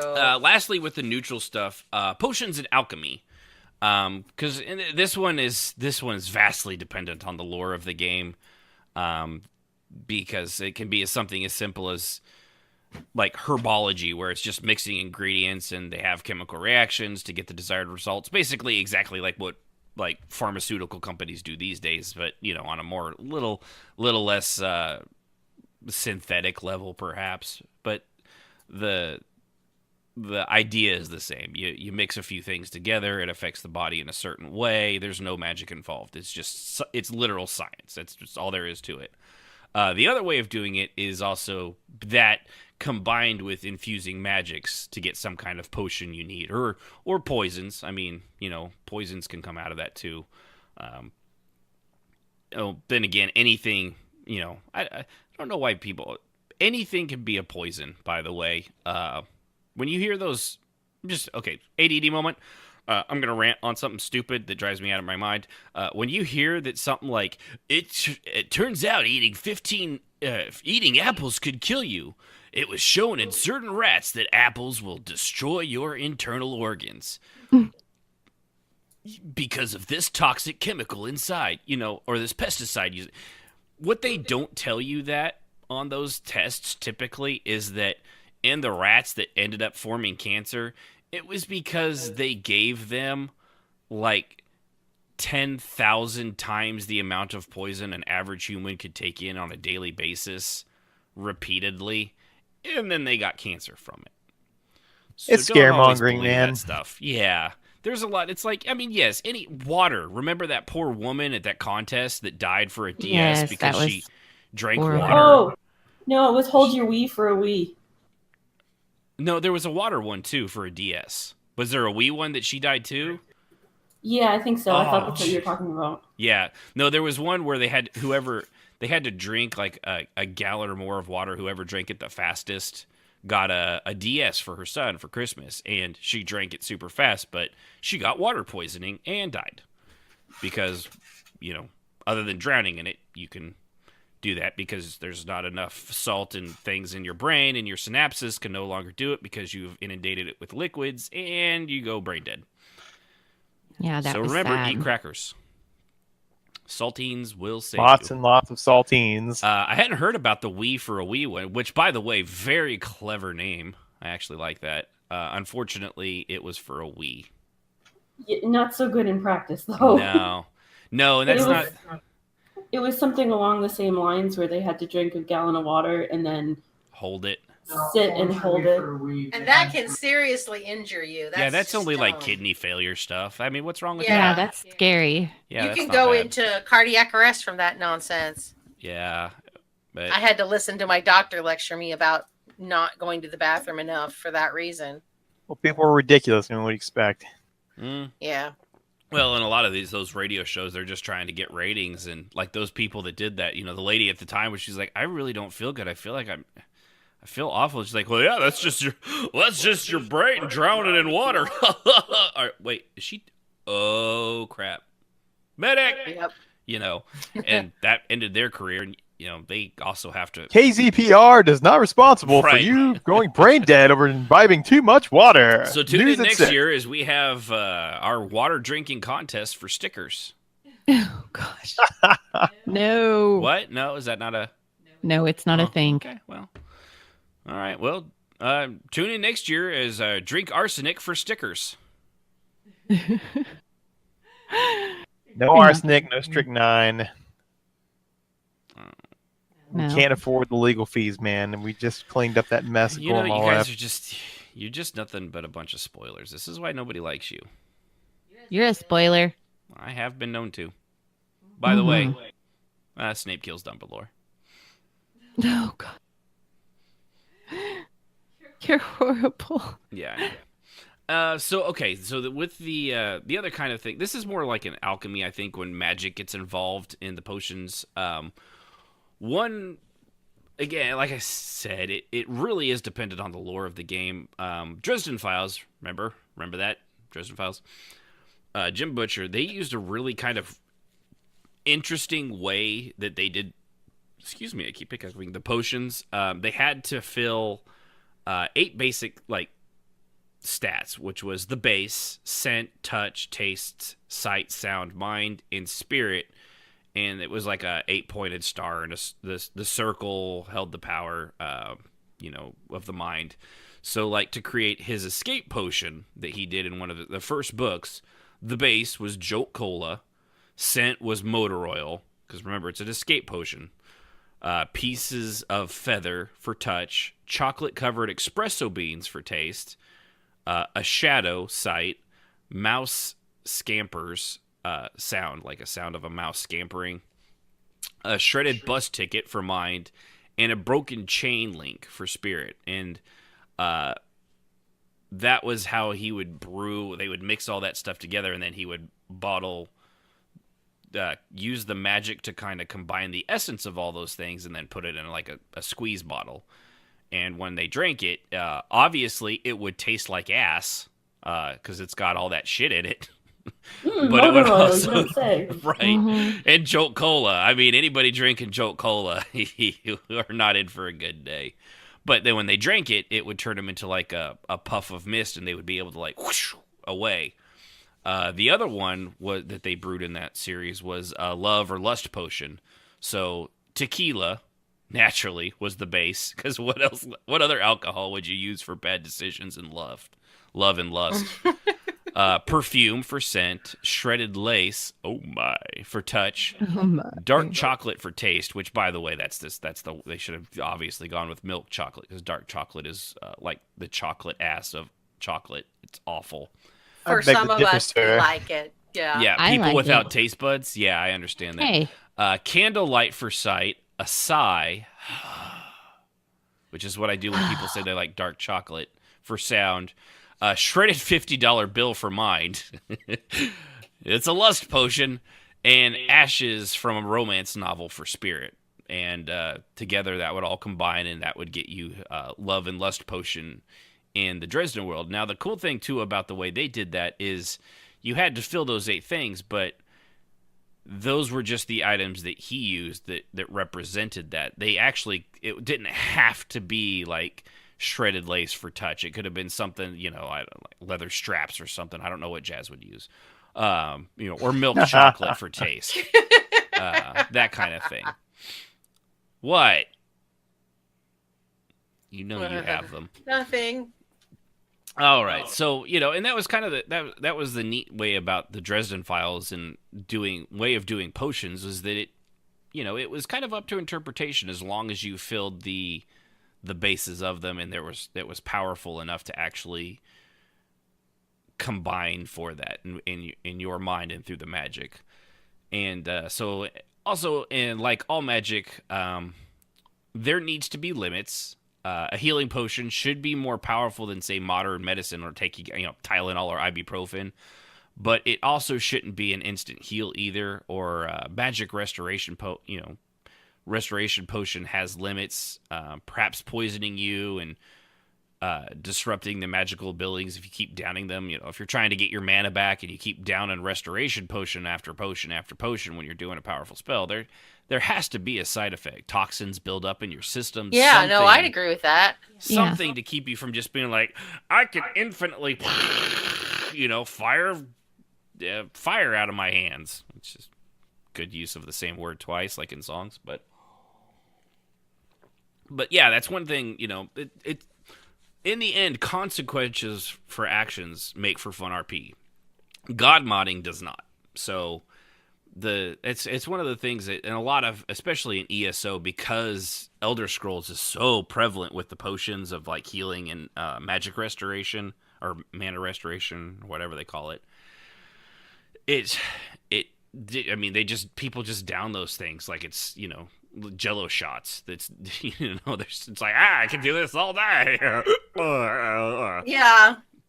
And it kind of takes for me. It's always kind of taken some of the fun out of it because there's almost they're like, oh, I got stabbed. I'm healed. I notice a lot of people, particularly in this game, use them as just some kind of total magic. Boom, you're healed. You're fine. Yeah, it's they work in the single players. That's why God modding it. Yeah, and it's really a form of God modding to me. It's which in the single players, you're right, Straffe. It's perfectly fine for a single player because you're just it's single player mechanic. It's mechanics, and even in the game, mechanics are one thing, but when you role play it, you gotta take into a little bit more consideration than just like you can't just take into every mechanic. It seems like a lot of people do, though. Oh yeah, I agree. And when I'm saying that's probably what they're thinking. No, yeah, I agree with you. But when you're playing stuff like that, it kind of sucks the fun out of the room, really. I mean, you're like, you want to play like, oh hey, we can. Oh, how are we gonna survive this situation? Oh, it's dire straits and this and that, and then all of a sudden, I can fix it. They're like fucking fix it, Felix. They just bang it with their hammer and ba-ding, they're fine. It's more like Wreck-It Ralph. No, I said after they drink their potion, it's more like Wreck-It Ralph. Never mind. Yeah, Fix It Felix is the one that made things better. Wreck-It Ralph would probably be the fun one. That's what I'm saying. Anyway. I'm glad. Your hair sure is pretty. Shut up, stupid. She's learning well, Ashen. But yeah, I've always you listen to stories and things like that. The heroes or your characters should be in a dire situation, but it's almost impossible to come across because there's and what are you gonna do? Like, come on, dude, don't do that. And it's like, no, but that's what I would do. And then you don't want to get into an out of character argument over something like that. But it kind of sucks. Kind of. You don't get those episodes of Stargate or Star Trek or things like that where they're like, how are we going to get out of this situation? And you got to think your way out of it. But instead they're just like, they just chug a potion and poop, they're out of it. Like, oh, well, that's just lazy writing. Well, even on Star Trek, whenever there was a problem, the transporters were never working. Yeah. Of course, they're faulty as all get out. Yeah. And like, it is kind of tacky in roleplay to just chuck a potion and have done with it. Yeah. Azure Allay. Sorry, I always say Azure way too fast, so it's like Azure Allay. I think they are better as little shots that are temporary until everything is taken care of. Like, if you burn out your magic pool, just down a potion and that'll start your regen process, but it's not going to be like I have all the magicka returned, which is honestly, that's the way a lot of the people around me have always done it. They just like chug it down and they're good to go. It's not really a slow restoration or a slow drip. But then a lot of these people that do that are also like, poof, you're healed. And right. It's kind of the same lazy role play. So it's lazy writing. Deadpool had it right. Yeah, he's not wrong. No. You want to be descriptive. Yeah, and you want. I like things that drag out for a little bit. Don't have an instant heal kind of a thing. Or an instant consequence free solution. I don't like instant solutions, I guess is what I'm getting at. So well, yeah, and it doesn't make for a good story, No, it doesn't. It's the whole argument of well, why didn't Frodo or why didn't Gandalf have Frodo just ride the eagles from the start? Because there wouldn't have been much of a book. I mean, it's a funny joke, I get it, but it would have been a pretty short trilogy if it was only 3 pages long. And Gandalf realized the Ring of Power was with the little hobbit. He called upon his eagle friends. It was a one-day trip as they chucked it over the side into the volcano, and Sauron was defeated. Yeah. That's that's literally and then the end. Yeah, Luke and the Lear style, the end. Right. The end. that pretty damn well. Thank you. Yes. Very well. Almost too well. We'll take care of that later. Later. Oh my. I'm sorry, Sib. I didn't mean to turn the charm on her. She can't help herself. It's not her fault. It's my charisma. She does like younger guys. That's true. She does, Precious. She does. There it goes. There you go. There's the cougar alert. I'm so uncomfortable right now. It's like being growled at by your sister. Meow. All right, so that's the end of what I had for neutral magic. So now let's go to the light side of the good and fluffy magics.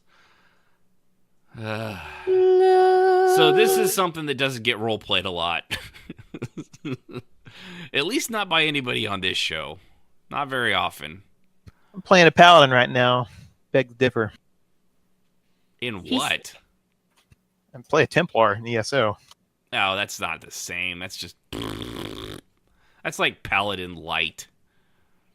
I mean... Paladin Light. Paladin Light? You're like half Paladin. Pass me one of them there Paladin Lights, please. That's right. It's like, it's 1 calorie of Paladin.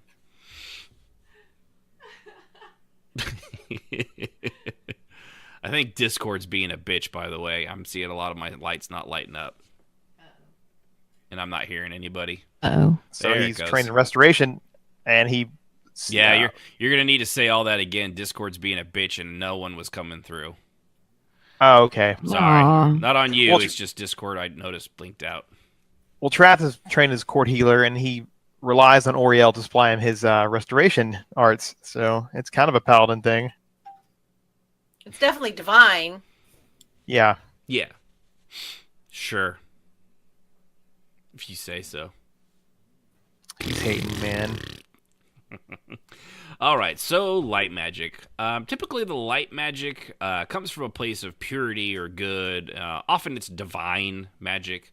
And yes, I get it.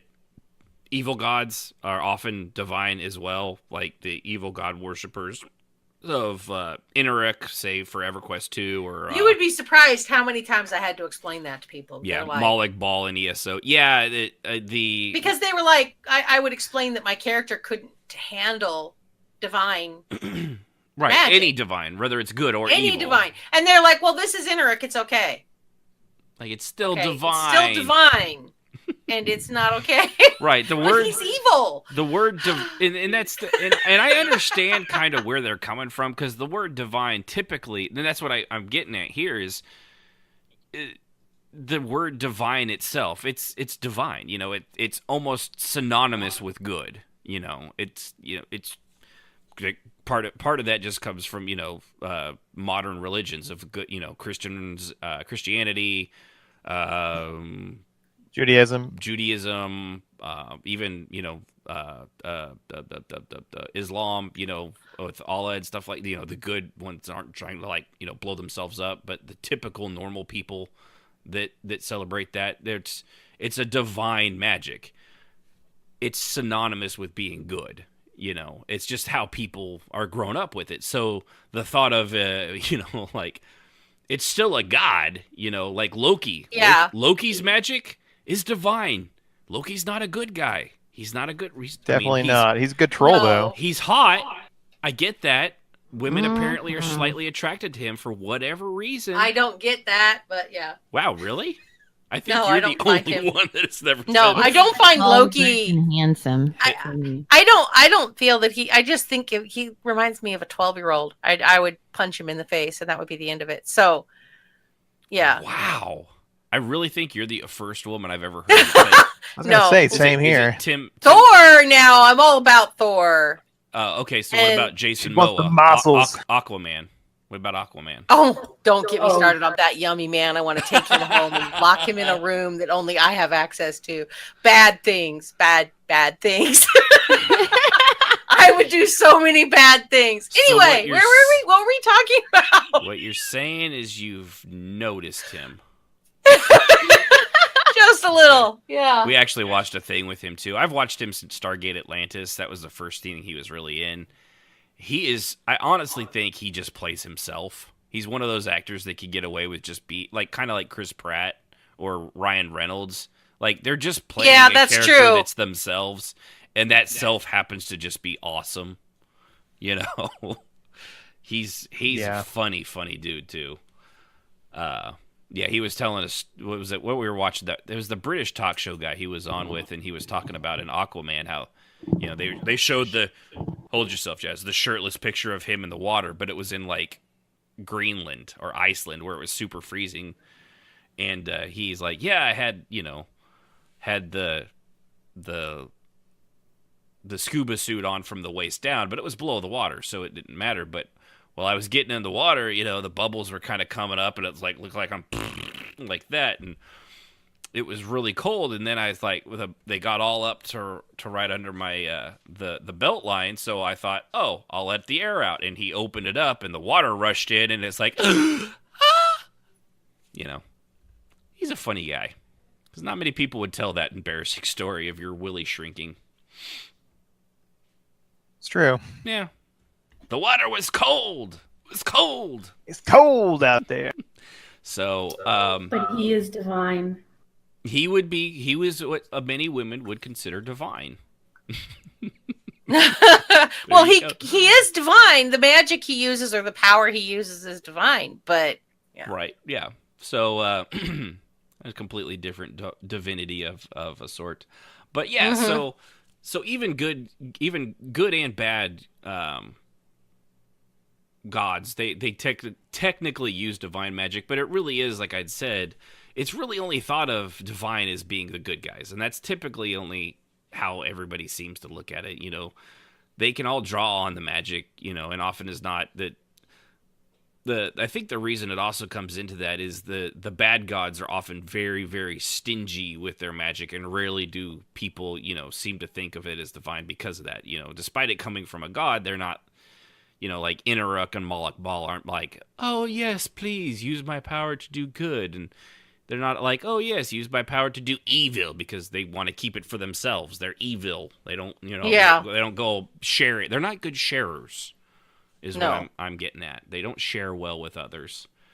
So, you know, for the most part, divine magic really does refer to the good guys. It doesn't have to. And if I remember, like what you had said, Jazz, it wasn't just that guy that was trying to, he's like, oh no, it's evil magic, so it's okay. It was also, he's like, oh yeah, and Inaruk's about love and likes to heal people. That's true. They really didn't seem to grasp that.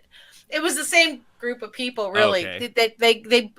They would say, you know, for Christmas, Inaruk wants you to be happy in love, and it was just like, he's a trolly little god of hate. He's a troll face. It would send Vaka into spasms, because, you know, she referred to him as that troll faced bastard of hell. In which he would take pride in. Yes, she hated him with the passion of a son, and that would have made him very happy. And I remember one of the biggest fights that Xanis and her ever had. He was like, you know, that would make him really happy, right? Yeah, he pointed out, like, your hatred of him he is the Lord of Hate. You get that you're giving him exactly what you want, you dim-witted buffoon. She was just like, you need to stop talking. Yeah. Raymond did the same thing to her. She hated it. Mm-hmm. Yeah, it was always really funny to quote something so obvious, really, that if you hate the god of hate, aren't you actually worshiping the god of hate? Yeah. Yeah, a little bit. But remember, this is about the good guys now. So back to peace and light. Back to the breathe in, breathe out. Remember, there are no mistakes, just happy little accidents. Happy little trees. Happy little trees. Happy trees. So, all right. So, divine magic is more often, not like we said, it's thought of to come from a benevolent god or goddess. Their faith and their prayers providing the connection to that being, following the customs, living a pious life, maybe helping build orphanages, you know, things that allow that divine magic to be used in service of others from the god or goddess of your choosing.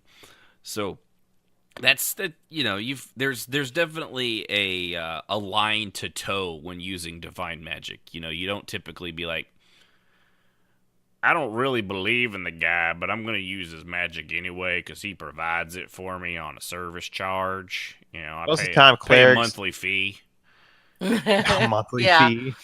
Most of the time, clerics are devoted to a certain deity. Will get their divine magic through their devotion to that deity, so they can use their spells. Be it anything in D&D or old school EQ1. I don't EQ2 kind of blurred the lines on that, but I think it was the same thing. At the beginning, and then it got blurry. Yeah, as it went on. Yeah. Yeah, I'm lower wise. It was always basically the same. Mechanic wise, yeah, it got pretty blurry there at the end. Let's see here.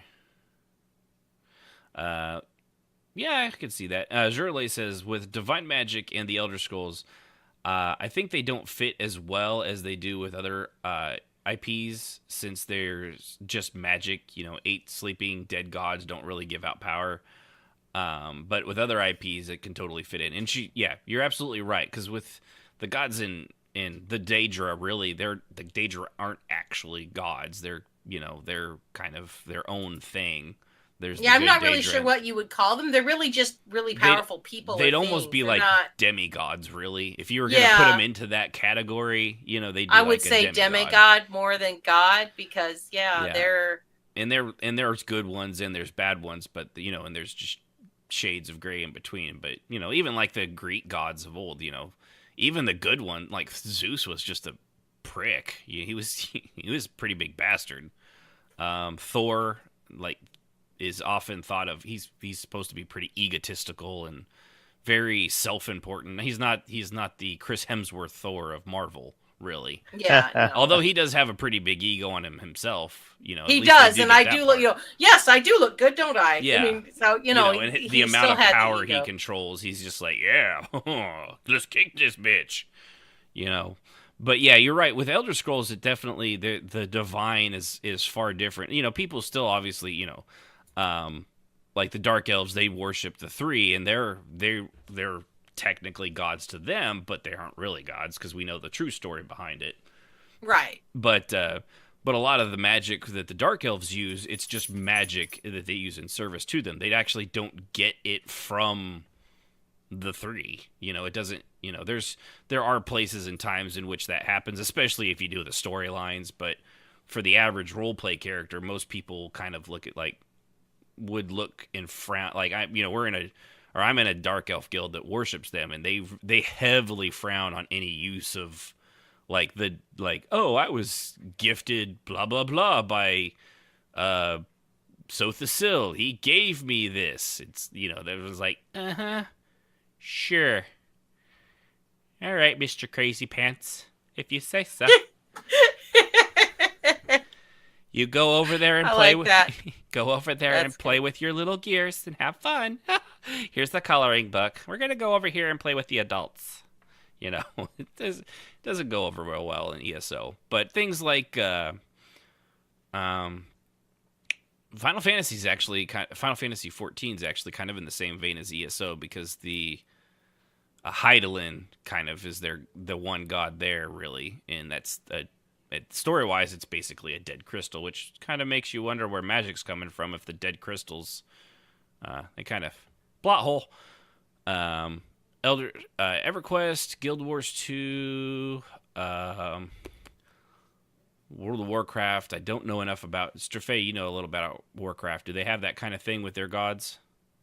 Yeah, they have elder spirits, and then of course they have the elder demons and the Burning Crusade and all that stuff. They've pulled and tugged at Azeroth and all that mess. Okay. Ericus would probably be a little better to talk to. He's more up on that. I kind of quit after what he called it. Yeah, but you've played more past level 7, which is as far as I got. Well, yeah, I played 20, but I was more the RTS and the story mode, and that was always cool. But right. That's cool. You still knew more than I did. I was like, I don't even know the gods. So yeah. For all I know, they didn't have them. I almost stepped in a hole there. Whew, thanks for pulling me out. No problem, boss. Awesome. So, yeah. When it comes to the divine things with the spells, often their spells are things that will, they banish evil. Things like undead, especially, are very, very susceptible, given they kind of arise from the polar opposite. Light and shadow. One cannot exist without the other, and When the light grows brighter, the shadow grows darker. Okay. It's a little dramatic for me, but I've heard it. I listen to a lot of books. That's kind of a theme. It's not a bad one, but it's a little played out. They also do things like protective wards, shields, and it's all drawn from the strength of the faith itself. You know, their god. And it does typically, you know, they do use a lot of like bright, flashy magic. Typically, the undead thing. That's from an old way back from the D&D days of influence that EverQuest drew very, very heavily from, to the point of near copyright infringement. But they played that line beautifully. Yeah, they did. And since then, it's been it spreads out from D&D, from EQ, and it's just part of fantasy lore across the board at this point. So with that too, with the goodies, one of the biggest things obviously would be magic healing, because many healers are often priests or priestesses. In fantasy MMOs, the healing powers come from their god of choice or learned magics. In the case of ESO, it'd be learned magics, which are typically, same reason someone becomes a doctor. They want to heal people. And as we said, there has to be limitations to the magical healing. I know we went over this with the dark healing, and we went over this in the original one too, but I just can't stress it enough sometimes. Healers are too often one of the most god-modded character types in all of RP. Really Even more are. than the edgelords, more than the half-dragon vampires. It should be able to do more quickly than, say, modern medicine, like, ibuprofen, and also maybe go at the speed of plot for RP purposes. Maybe speed of plot. I like that. There was I got that from J. Michael Straczynski, the writer of Babylon 5 and a lot of comic books. Because, in all these shows that they have, like how someone asked him, like, how fast did the White Star have to travel to get there in time? He said to a fan in the middle of a convention, it flew at the speed of plot. Because it needed to be there when it got there so that the story was told well. And things move at the speed of plot. That sounds like an episode in its own right. But when it comes to healing, if you want, like Jazz, your character was out for 3 months, you easily could have been like a week, 2-3 weeks, a month, and she'd have been fine, and nobody would have batted an eye, right? No. Right. No. You didn't want to do that. But there's also people who are like at death's door, and 2 days later they're at an event. Right. God, that irritates me to no end. It's like, if you are truly going to say that your character almost died, put your big girl panties on, or boy, and keep your character out of the limit for a little while, because that only makes sense. I don't understand that. My character was beheaded. They put it back on. There's no reason for me to not be doing jumping jacks the next morning. Seen that. We saw that, didn't we? I thought you guys referenced something about that.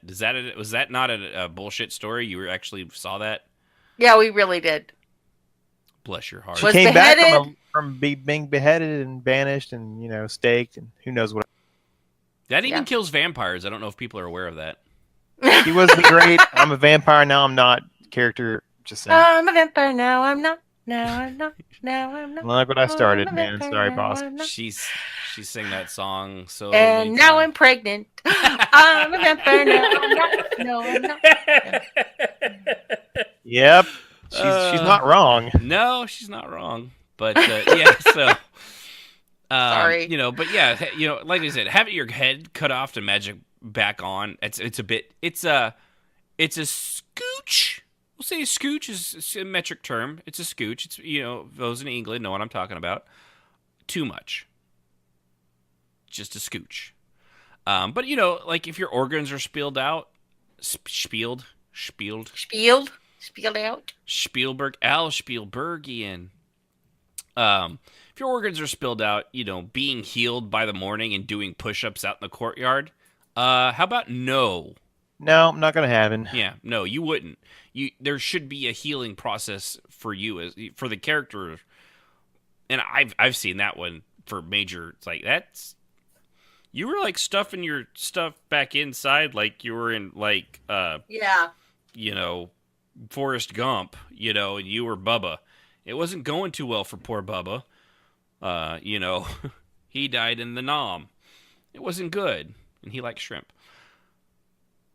No, I want shrimp. So likewise, in the opposite direction of the I just had my head healed and sewn back on and my organs pushed up my rectum again, there's the reverse of that, which is the I got a paper cut by filing parchment, and I got gangrene overnight and may lose my arm now because the healer messed up. And that, oh God, that's another one that just, I've had people be like, I healed them. And the next day they're back in going, you missed a spot. No, she didn't. You little shit. You missed a spot. It's like for those that haven't seen the classic story of Kung Pao Enter the Fist. Where does it hurt? Oh, I don't know. Right around the giant bloody spot. We can see that when you're shirtless. See, there's no missing a spot, Now, maybe you could do I had internal bleeding overnight and I'm not feeling so good and there's, there's a blood pool in my chest. You could do that, maybe. But you might want to ask your healer if they're, because you're basically saying you're incompetent. And a lot of people don't like having their characters called incompetent without maybe asking permission of how good they are. Like Jess, if they had said, hey, is it okay if, internally there was a nick that just that was outside of the range, and they're like, yeah, I mean, overnight, I've had that happen, or overnight we I bleed internally. We left something inside when we healed, and we didn't realize, that never happens in real life. Yeah, because that never happens in real life. So it made sense that the dagger had shattered when it went inside, and we were rooting around in there trying to get all the pieces out. And we missed a couple. It made sense. I was totally okay with that. Like shrapnel. Especially with shrapnel. I mean, right. My friend had an accident when we were teenagers. He got T-boned by another car. And his head, thankfully, was cushioned by busting through the glass of the side of the side of the window. For the next 15 years, he would get pimples on his head, and he would pop them, and a little sliver of glass would come out. Fun. Yeah, yep. Because it's impossible to get, shards of stuff like that. It's impossible. No, you can't get it all. You just can't. And so that sort of thing, sure, I'm totally okay with that. But when they're like... But when it's just like, you're incompetent and you missed a spot. You missed the gaping hole in my spleen. Yeah, no, she didn't. Shut up. How about no? Yeah. Another one I've actually and I'm going to name drop on this one. It was Maris in Servants of the Temple. She had told, it was in a chat, so it's not like a secret, but she had said one of the reasons that she was getting frustrated with healing at times was not because of her god modding her abilities. She was actually one of the healers that I liked the way she healed. She would do it like a doctor. She would do what she could, and she would let the body do the rest.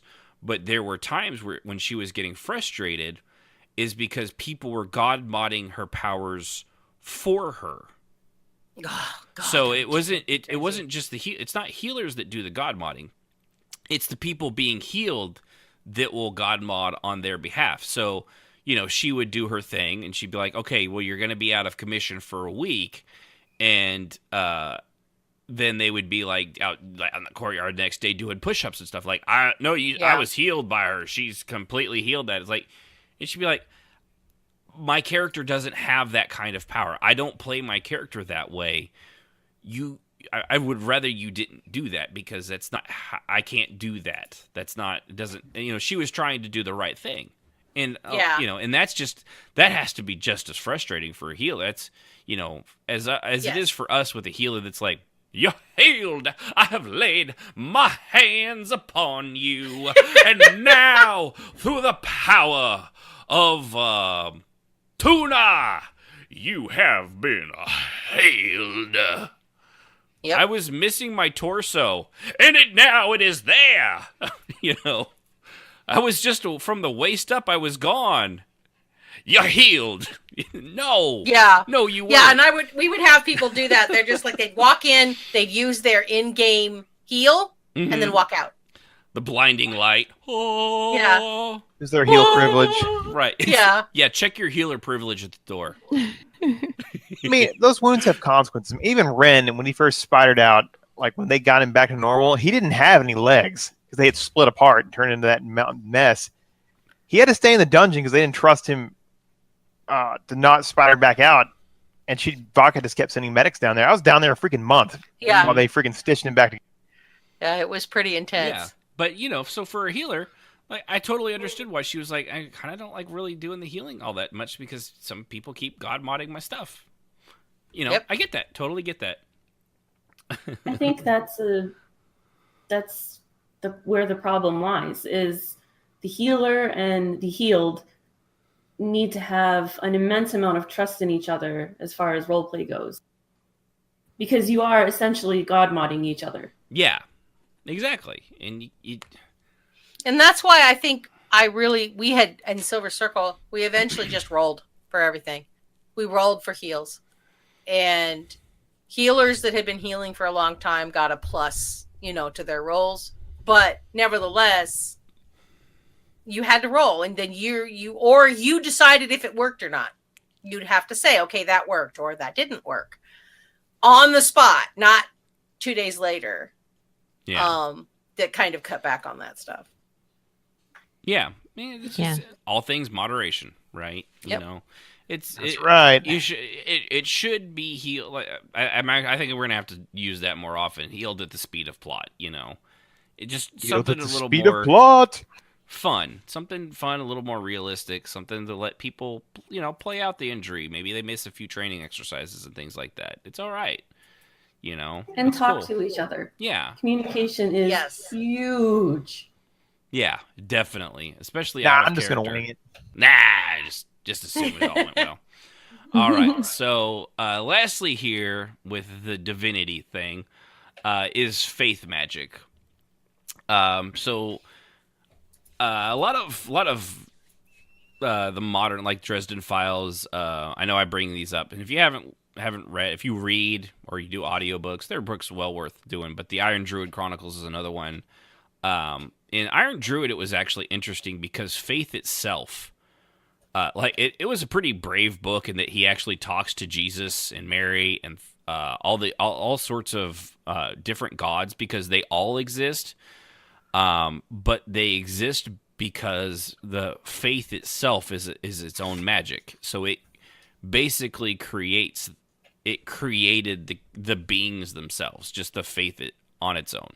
It was kind of an interesting way of doing it, but you kind of should always look at faith as its own magical energy. It's its own force. It often requires you to believe in something, bigger than yourself, often a divine creator, but it's not, only that.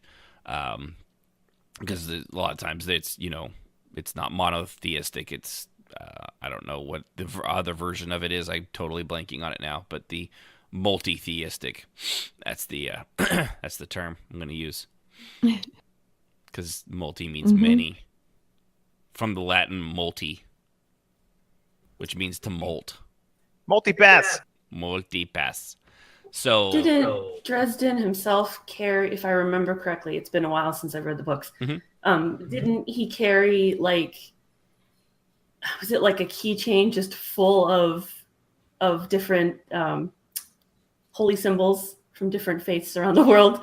And when he came across a monster or a vampire or something, he would start going through them? No, he had his I think you're thinking of Benny from The Mummy. He had that. Oh yeah, he did have that. But no, Dresden had his pentagram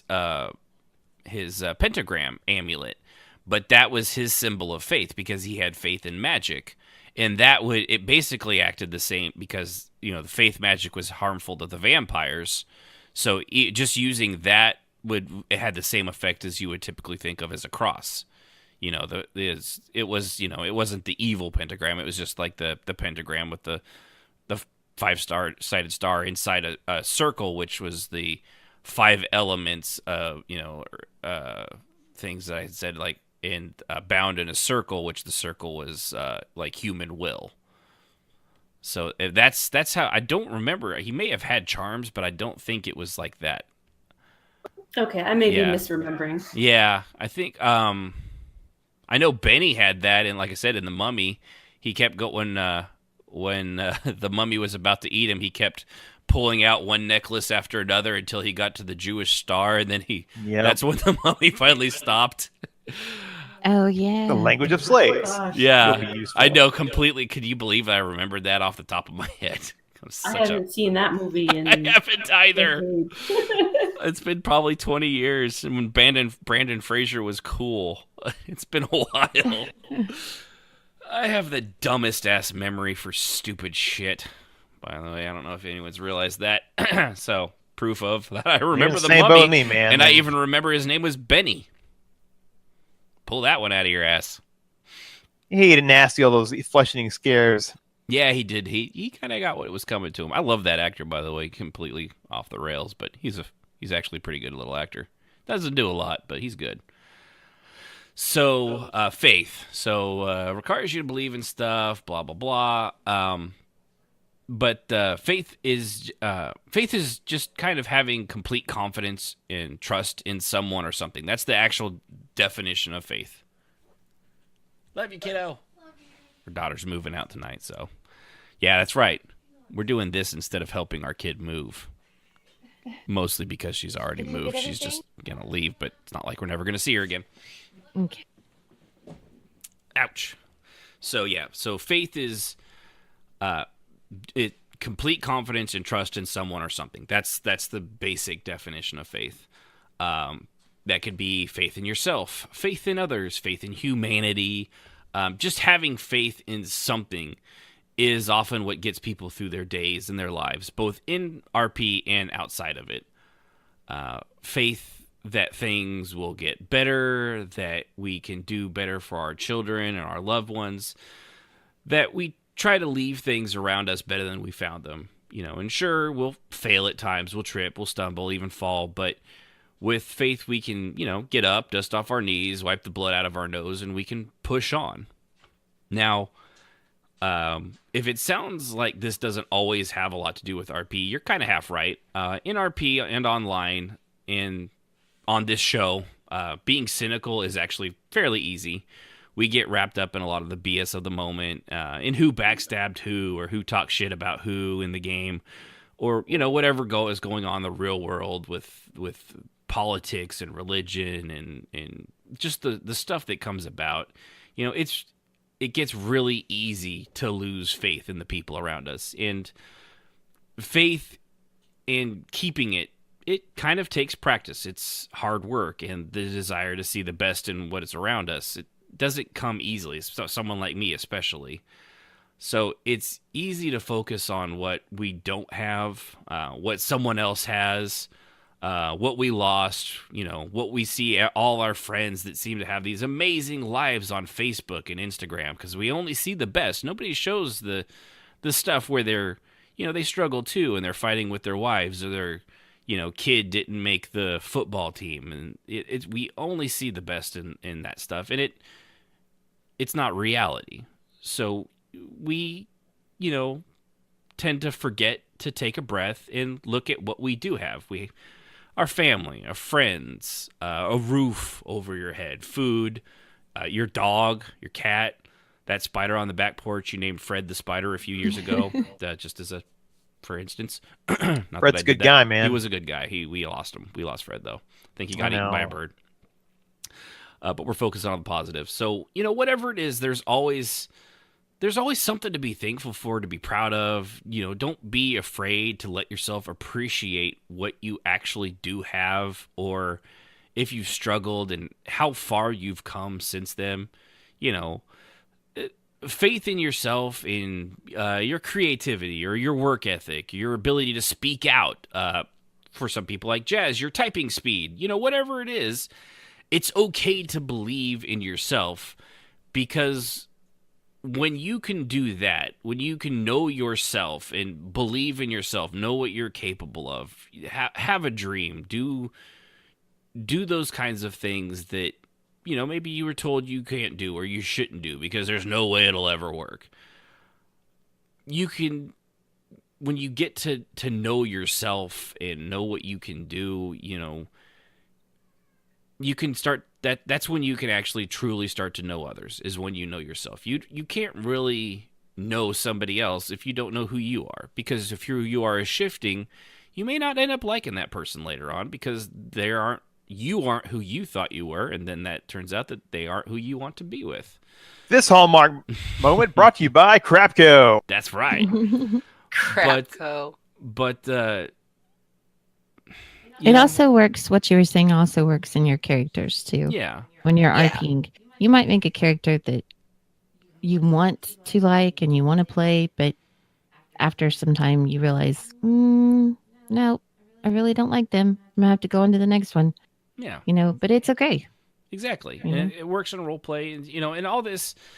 A lot of the and yes, I'm getting a little sappy here, but it's our last episode. This is before Christmas.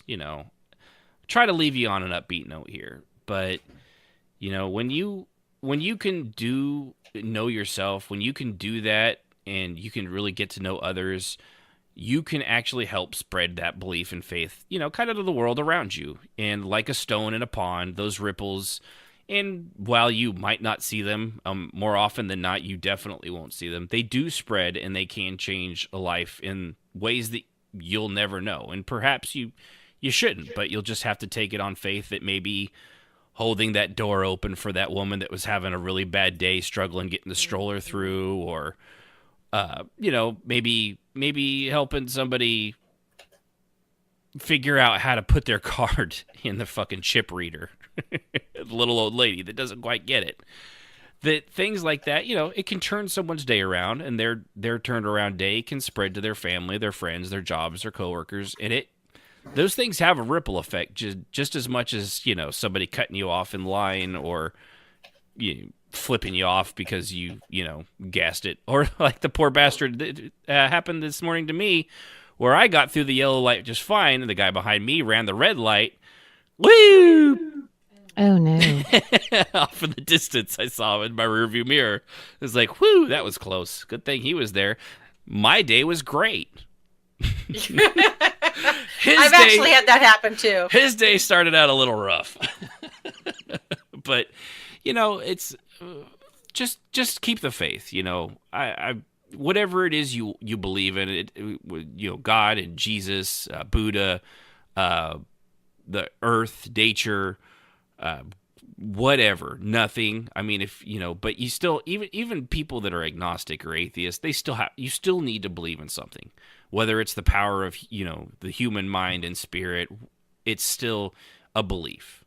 So just, keep that in mind for these holidays, whatever it is you celebrate. Merry Christmas, have a happy Ramahanaquanzmas, all that stuff. Just keep those things in mind. So, all right, I'm going to step off my soapbox now. This Hallmark moment brought to you by Crapco number 2, because we sell crappy products and cards. So did you say Crapco's number 2? That's our second ad of the day. But yeah, so that kind of concludes the faith magic thing too. I mean, it's pretty self-explanatory on the good side. Funny enough, a lot of people don't really role play being a good person, because really when it comes down to it, there's no good and bad in, there's no good and bad only in anybody. We're always kind of a combination of the two. Any good character, any good villains, any good superheroes, they always have to have a little bit of that. Even the best people that we revere, I think we've said it before, like Martin Luther King or Gandhi, they have a lot of also issues that come along with that. It's human nature. It's okay. If you struggle with your anger, I trust me, I'm a very angry person. I very much struggle with that, like shaking hands, want to punch something through the side of the door, angry. at times, depending on how stupid someone is. So I get that. It's a personal flaw. I got to work on that. So, all right. Well, with that, does anybody have any final thoughts on good faith magic or neutral magic before we bounce out of here for the rest of the year? I think that it's just a good idea to know what you're getting into and think about it a little bit. Plan it out what you want your magic to be, where you want it to come from, how you want it to work, because that'll help you down the line RP it out the way that you want to. Yeah, and don't be afraid to let it influence your actual character's character either. Doesn't have to just be a tool. It can, be a part of them. What were you saying, Sib? No, I agree with Jazz completely. Well, that was boring. What did I even call on you? Sorry. Jeez. I thought you called on me. I don't know either. That makes two of us.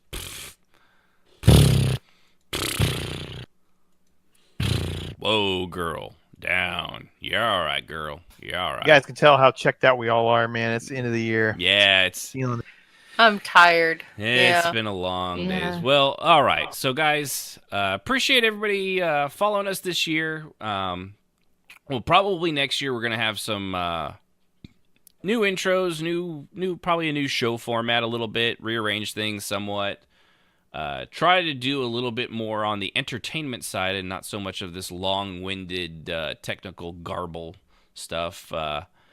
We had kind of whatever it is you guys might seem to be interested in and find entertaining.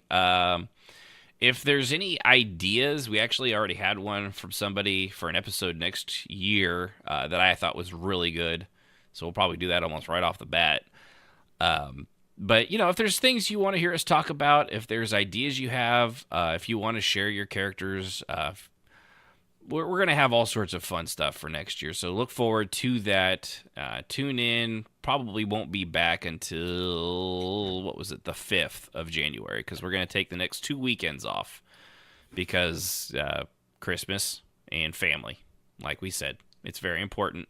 So we're going to spend time with ours. You should spend some time with yours, I will say, if you're don't bounce out of something with your family to stay online and role play. The role play will be there later. Take it from us, your family may not be, and it's gonna.